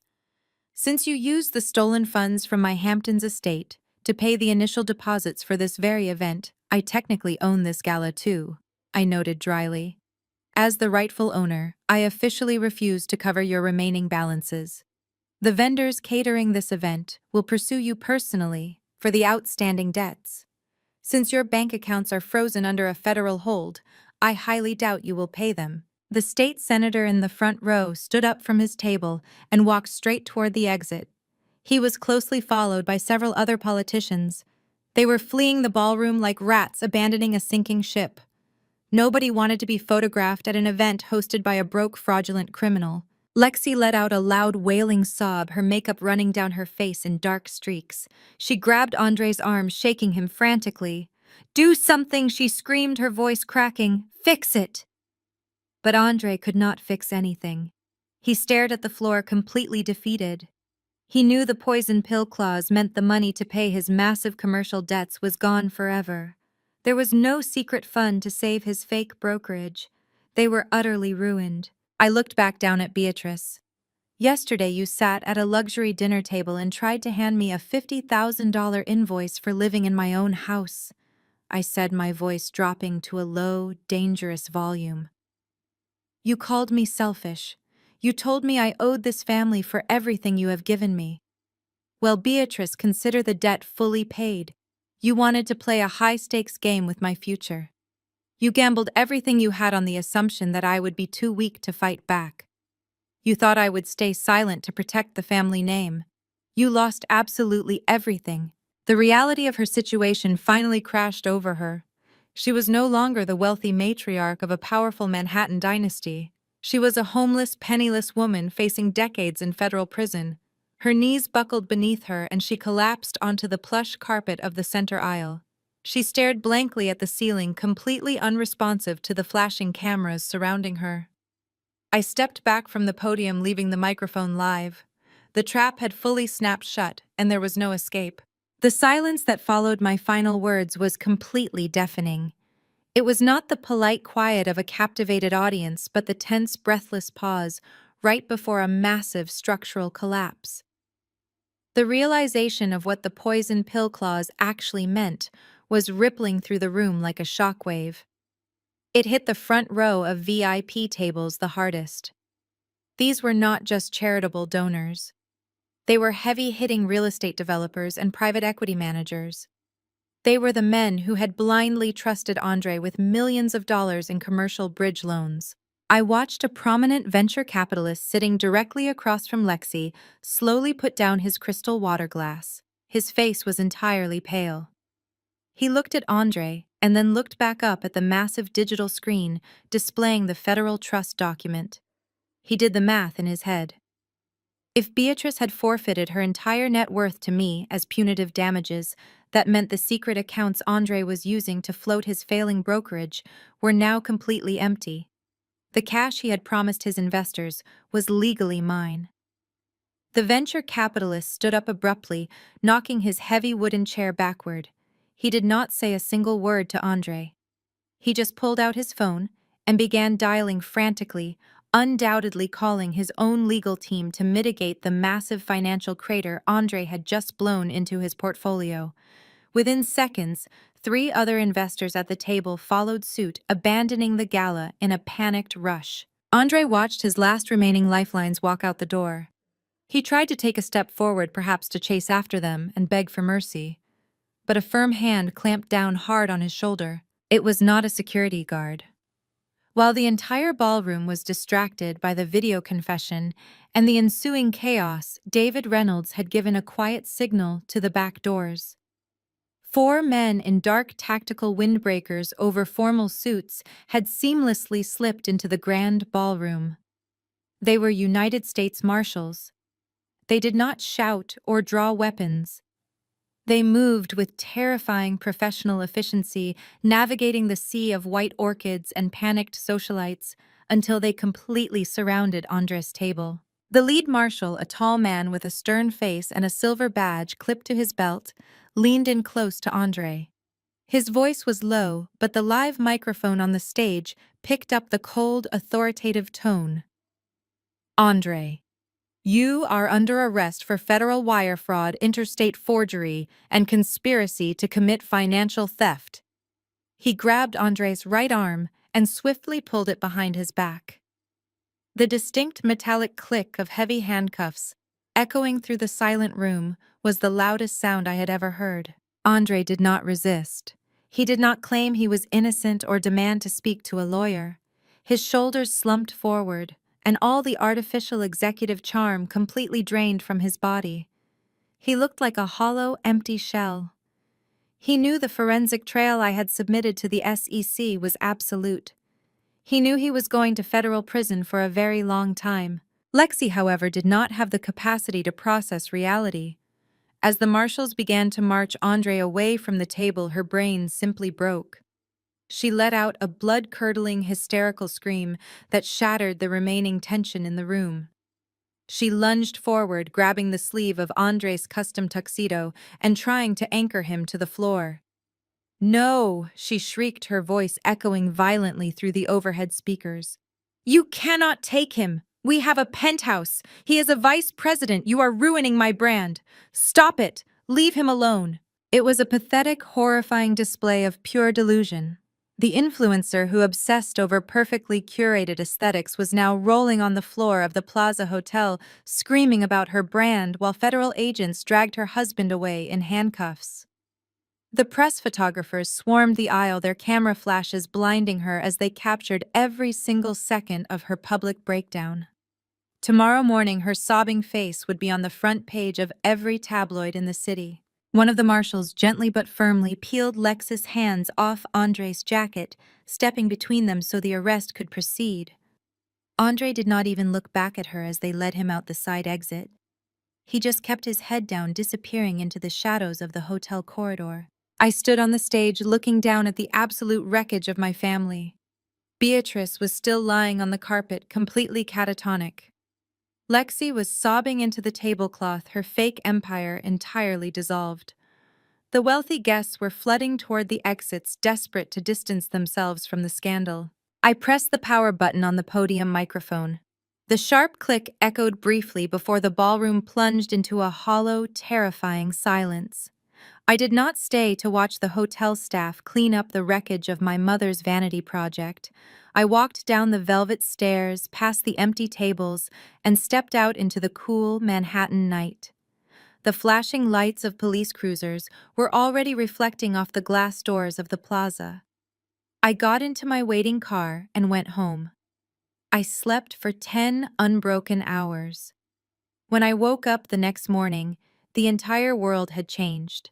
The scandal did not just make the local news, it made the front page of the New York Times. The headline was brutal and precise.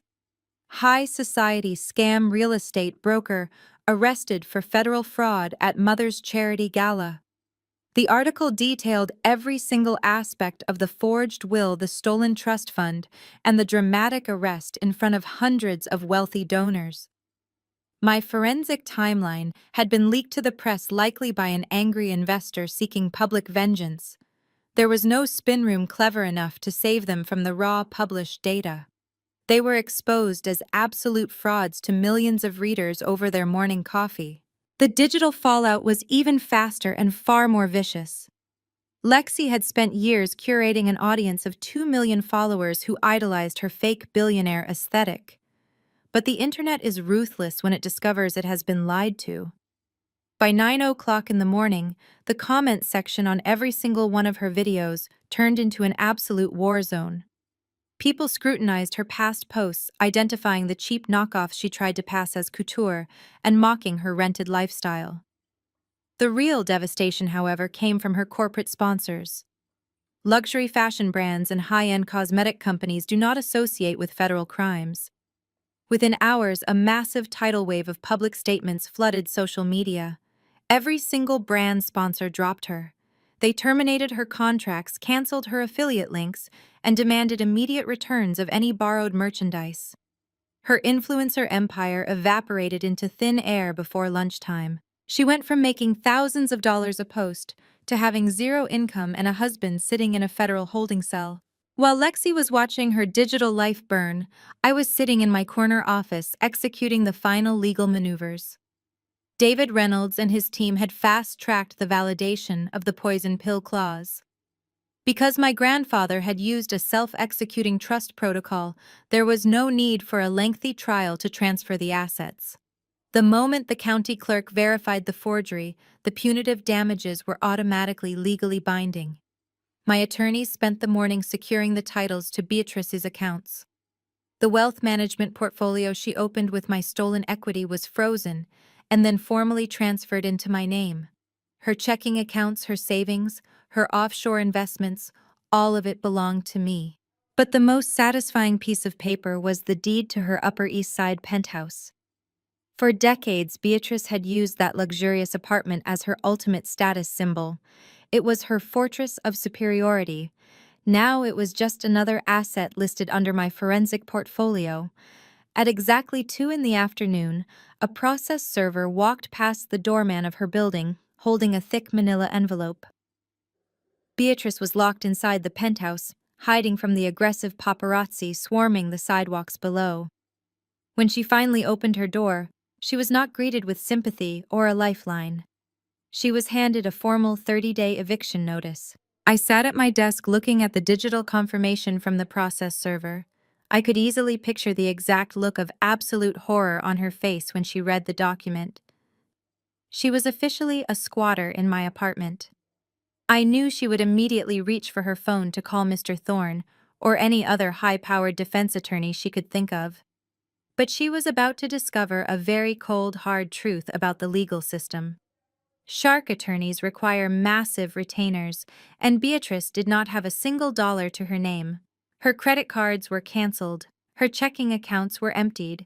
She could not even afford to buy a cup of coffee, let alone hire a legal team to fight a federal eviction. She had built her entire identity around the illusion of untouchable wealth and power. Now she was completely stripped bare, facing the terrifying reality of poverty and federal prosecution without a single ally in the world. The morning after the gala was not just a simple public reckoning. It was the complete and total financial eradication of the very same people who foolishly tried to destroy me for good. It was exactly 3 days after the process server delivered the eviction notice when the intercom on my polished mahogany desk buzzed. My receptionist sounded uncomfortable. She told me 2 women were standing in the lobby crying frantically and refusing to leave until they spoke with me. They were causing a scene and making the other corporate clients nervous. I did not need to check the security cameras to know who was disrupting my floor. I immediately and calmly instructed her to send them straight back to my corner office and hold all my calls. I closed my forensic spreadsheets and folded my hands neatly on my polished desk, patiently waiting for the very final act of their extremely desperate tragedy to unfold right now. The heavy glass door swung open, and Beatrice and Lexi stumbled inside. The visual contrast from the glamorous charity gala just a few nights ago was absolutely staggering. Beatrice was no longer the perfectly styled matriarch dripping in diamonds. She was wearing an oversized trench coat and dark sunglasses indoors. Her hair was unkempt and she looked like she had aged 10 years in 72 hours. Lexi looked even worse. The former influencer who refused to wear the same outfit twice was dressed in wrinkled gray sweatpants and a stained hoodie. Her face was completely bare, and her eyes were swollen and red from days of nonstop crying. They looked completely broken. Beatrice did not wait for the door to close before she collapsed into one of the leather guest chairs. She pulled off her sunglasses, revealing dark bruised circles under her eyes. "Sienna, please," she choked out, her voice a desperate, raspy whisper. "You have to stop this. You made your point. You publicly humiliated me. You sent Andre to jail. You took my dignity. But you cannot actually throw me out of my own home. That eviction notice has to be a mistake. We are your family. We are your own blood. You cannot leave your mother on the street." Lexi stood behind Beatrice's chair, gripping the leather backrest. She started sobbing loudly, wiping her nose on the sleeve of her hoodie. "I have absolutely nothing left, Sienna," she wailed. "The federal agents seized my bank accounts this morning. The landlord locked me out of the penthouse because the rent check bounced. I had to sleep on a lobby couch last night. Andre is sitting in a federal detention center and his lawyer will not even return my calls. You ruined my life. Give the money back. We are blood."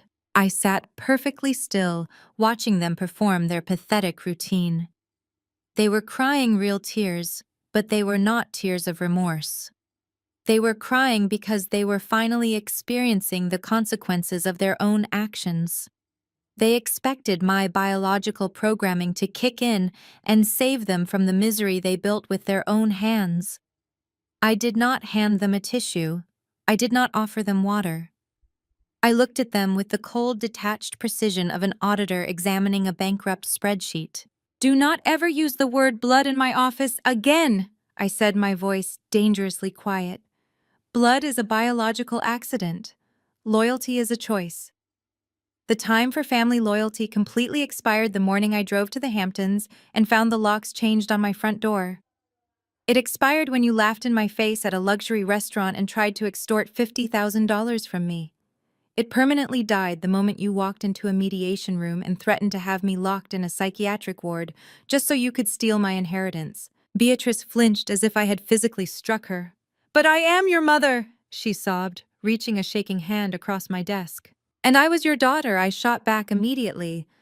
"But you would have gladly left me homeless and institutionalized to protect your fraudulent social status. You forged a federal document to steal my house. You gambled your entire net worth on the arrogant assumption that I was too weak to fight back. You lost the game, Beatrice. The poison pill clause is legally binding. I own your penthouse. I own your portfolios. You are currently trespassing in my corporate office, and legally speaking, you have exactly 27 days to vacate my residential property." Lexi let out a loud scream. "You are a monster," she yelled, stomping her foot. "You have millions of dollars. You do not even need our money." "It is not about needing the money, Lexi," I replied smoothly. "It is about enforcing the math." I leaned forward, resting my elbows on the desk. "However, because I am more generous than you, I am willing to offer you one single final lifeline today." I opened my center drawer and pulled out a single piece of paper attached to a thick legal packet. I placed it on the desk and spun it around so it faced my mother. This is a legally binding lease agreement for a two-bedroom apartment in a very modest building in Queens, I explained. I have already prepaid the rent for exactly 1 year. It has running water, electricity, and basic appliances. It is not a penthouse overlooking Central Park, but it will keep you off the winter streets when the marshals officially lock you out of my Upper East Side property. Lexi stopped sobbing and stared at me like I had just slapped her across the face. Queens, she repeated, her voice trembling with absolute disgust. You expect me to live in a basic apartment in Queens? Sienna, I am a public figure. I cannot be seen living in a low-income neighborhood. People will take pictures of me. You are not a public figure, Lexi, I corrected her sharply. You are the unemployed wife of an indicted federal criminal. You do not have a brand to protect anymore. You have a severe survival problem. You can either sign the lease and have a safe roof over your head, or you can take your chances at a crowded city shelter. The choice is entirely yours to make. Beatrice leaned forward, her eyes frantically scanning the document. She was looking for the catch. She knew I did not do anything without a meticulously calculated reason. She flipped to the second page and her eyes widened as she read the bolded legal text. What is this clause? She asked, her voice shaking. That is the steel boundary, I replied, leaning back in my chair. The prepaid lease is completely contingent upon your strict adherence to a lifetime no-contact order. If you sign this document, you are legally agreeing to never contact me again. You will not call me. You will not text me. You will not send me emails, letters, or messages through third parties. You will not approach me in public or show up at my place of work ever again. If you violate this agreement even once, the lease is immediately nullified and you will be evicted from the Queen's apartment within 24 hours. Beatrice stared at me, her mouth slightly open. You are cutting us off completely, she whispered. You are throwing away your own family. I am cutting off a parasite, I corrected her. I am protecting my peace. You spent my entire life making me feel like I was a massive burden. You used my father, you used my grandparents, and you tried to use me to fund a fantasy world that never actually existed. I am putting a permanent end to the cycle right now. This is not a negotiation, Beatrice. This is the absolute only charity you are ever going to receive from me. Beatrice looked down at the pen resting on top of the legal packet. Her hand hovered over it, trembling violently. For a brief moment, I saw the arrogant matriarch try to claw her way back to the surface. I saw the pride flare in her eyes as she prepared to reject the offer and storm out of my office to maintain her dignity. But the flare died almost instantly. The crushing weight of reality finally broke her. She had no money. She had no friends left in high society. Her credit was completely destroyed. She was facing federal wire fraud charges, and she needed a permanent address just to apply for a public defender. She had absolutely no power left. I had methodically stripped away every single weapon she had ever used to control people. She let out a long, defeated breath that sounded like a physical surrender. She picked up the heavy gold pen. Lexi grabbed her arm. Mom, you cannot sign that, she pleaded. We can fight this. We can call Uncle George. We can start a crowdfunding campaign. We do not have to live in Queens and follow her psychotic rules. Beatrice yanked her arm away from Lexi with surprising force. Shut up, Lexi, she snapped, her voice devoid of any maternal warmth.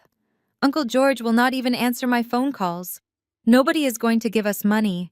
We have absolutely nothing left. Beatrice lowered her head and pressed the pen to the paper. Her hand shook as she signed her name on the dotted line. It was not the elegant, sweeping signature she had forged on my grandfather's will. It was a messy, jagged scrawl of a woman who had been utterly defeated. She flipped to the next page and signed the no-contact agreement, cementing her absolute isolation from my life. She pushed the packet back across the desk. She did not look at me. Her pride was completely shattered. I picked up the packet and checked the signatures, ensuring they were legally sound. I pulled a set of brass keys from my pocket and dropped them onto the polished mahogany desk. The address is on the front page, I said quietly. You have 27 days to move your personal belongings out of my penthouse. Do not attempt to take any of the luxury furniture or the artwork. My legal team has already inventoried the entire property, and anything missing will be reported as theft, adding to your list of pending federal charges. You will take only your clothing and personal effects. Beatrice stood up slowly, picking up the keys with a trembling hand. She turned around and walked heavily toward the glass door. Lexi followed close behind her, wiping her face and looking back at me with a mixture of terror and pure hatred. They walked out of my office, and the heavy glass door clicked shut behind them. I sat alone in the quiet room, feeling an overwhelming sense of finality. The war was officially over. It took 6 months for the federal courts to untangle the massive web of financial crimes Andre and Beatrice had woven, but the justice system moves with brutal efficiency when the evidence is indisputable.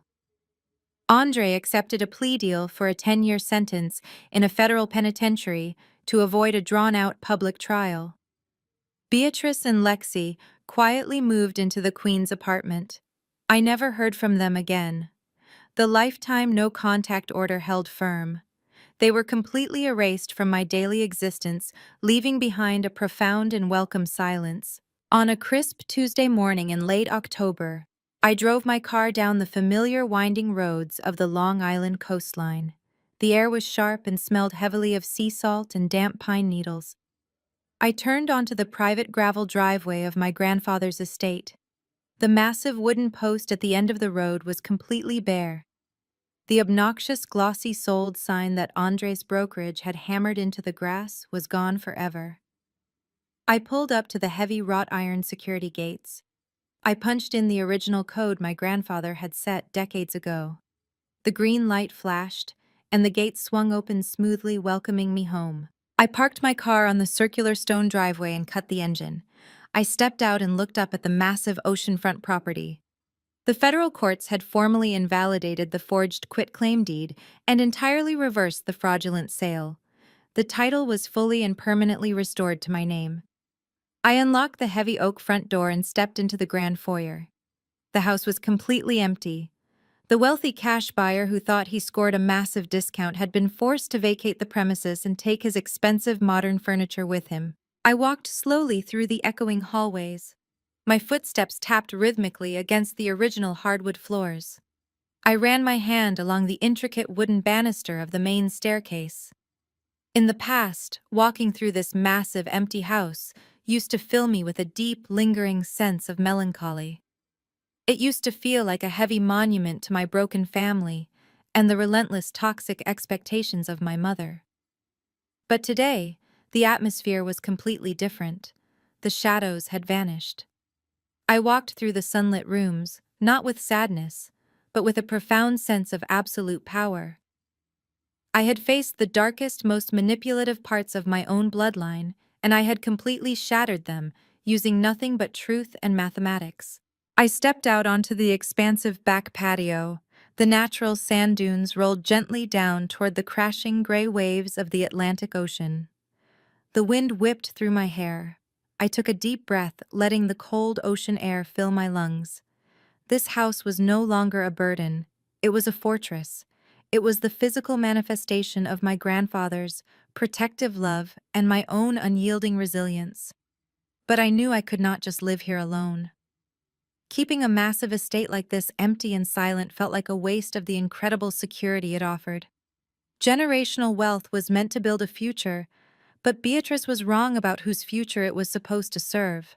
The sound of heavy tires crunching against the gravel driveway pulled me from my thoughts. I walked back through the house and opened the front door.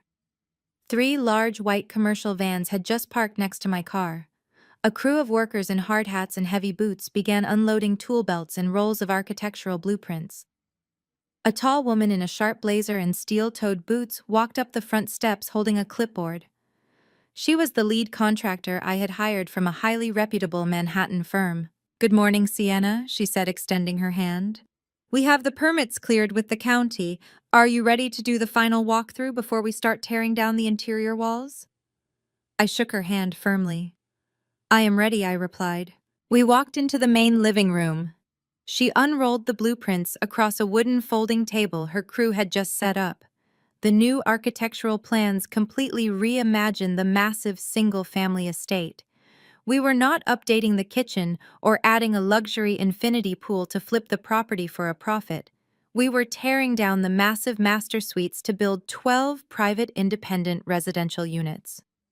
We were converting the sprawling dining room into a communal dining hall and turning the private library into a fully staffed legal clinic and trauma counseling center.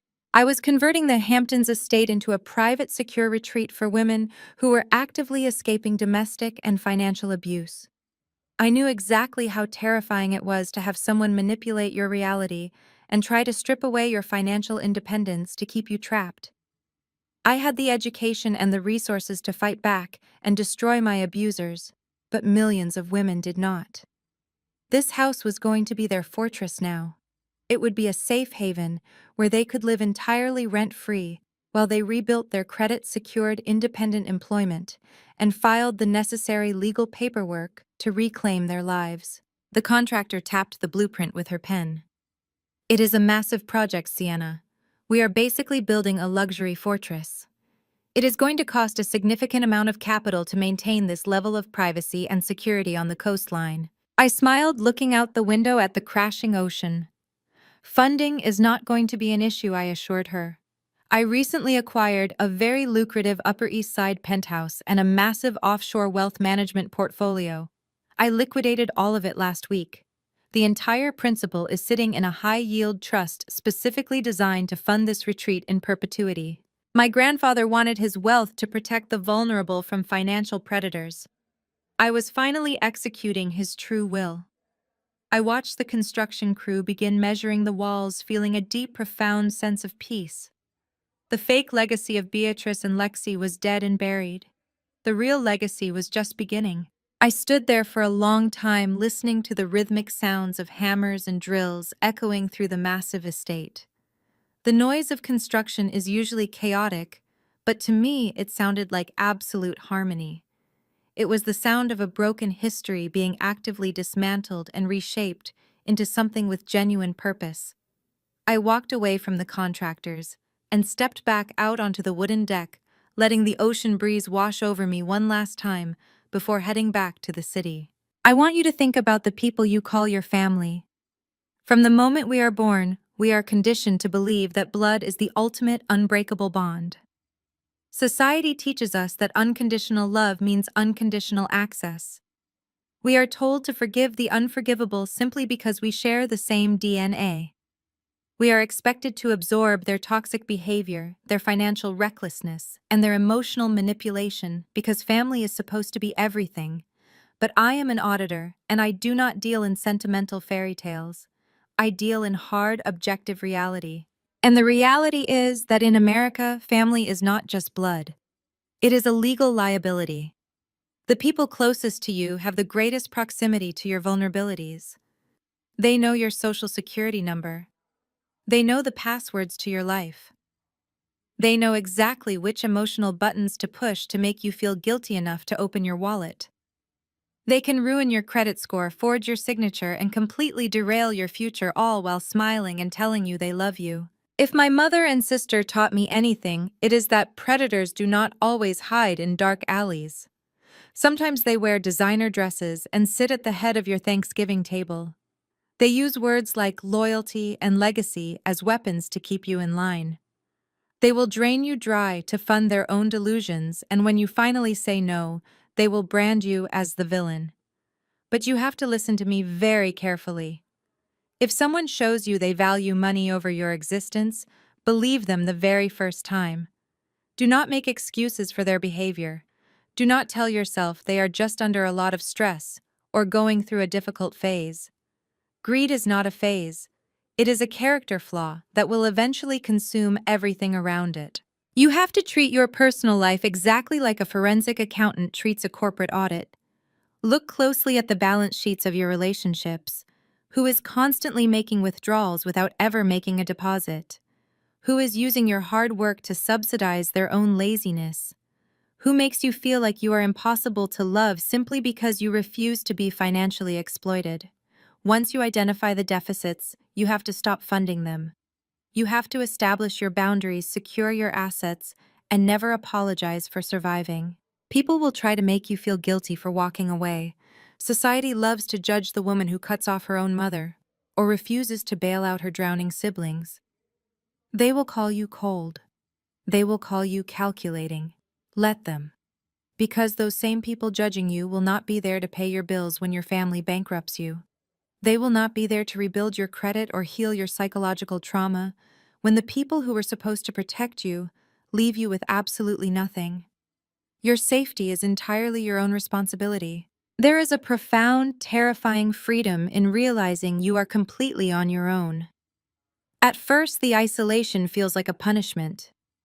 You look around and see other people enjoying their normal families, and you wonder why you had to be the one to fight a war inside your own home. But that fear quickly burns away, and what replaces it is an unshakable core of absolute steel.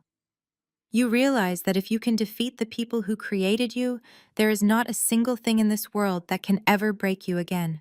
I lost the illusion of a loving family, but what I gained was infinitely more valuable. I gained absolute control over my own destiny. I no longer have to pretend to be a supporting character in Beatrice's high society delusions. I do not have to watch Lexi fake her way through a rented life. I sleep incredibly well at night, knowing my assets are protected and my future is entirely my own.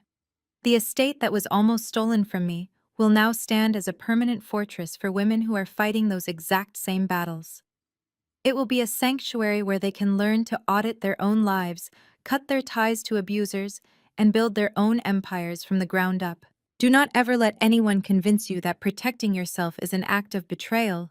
Do not let them gaslight you into surrendering your hard-earned stability. Stand your ground. Check the math. Document absolutely everything. Let them call you a monster while you change the locks and freeze the accounts. You owe nothing to the people who view your life as a disposable resource. Build your fortress, lock the gates, and thrive.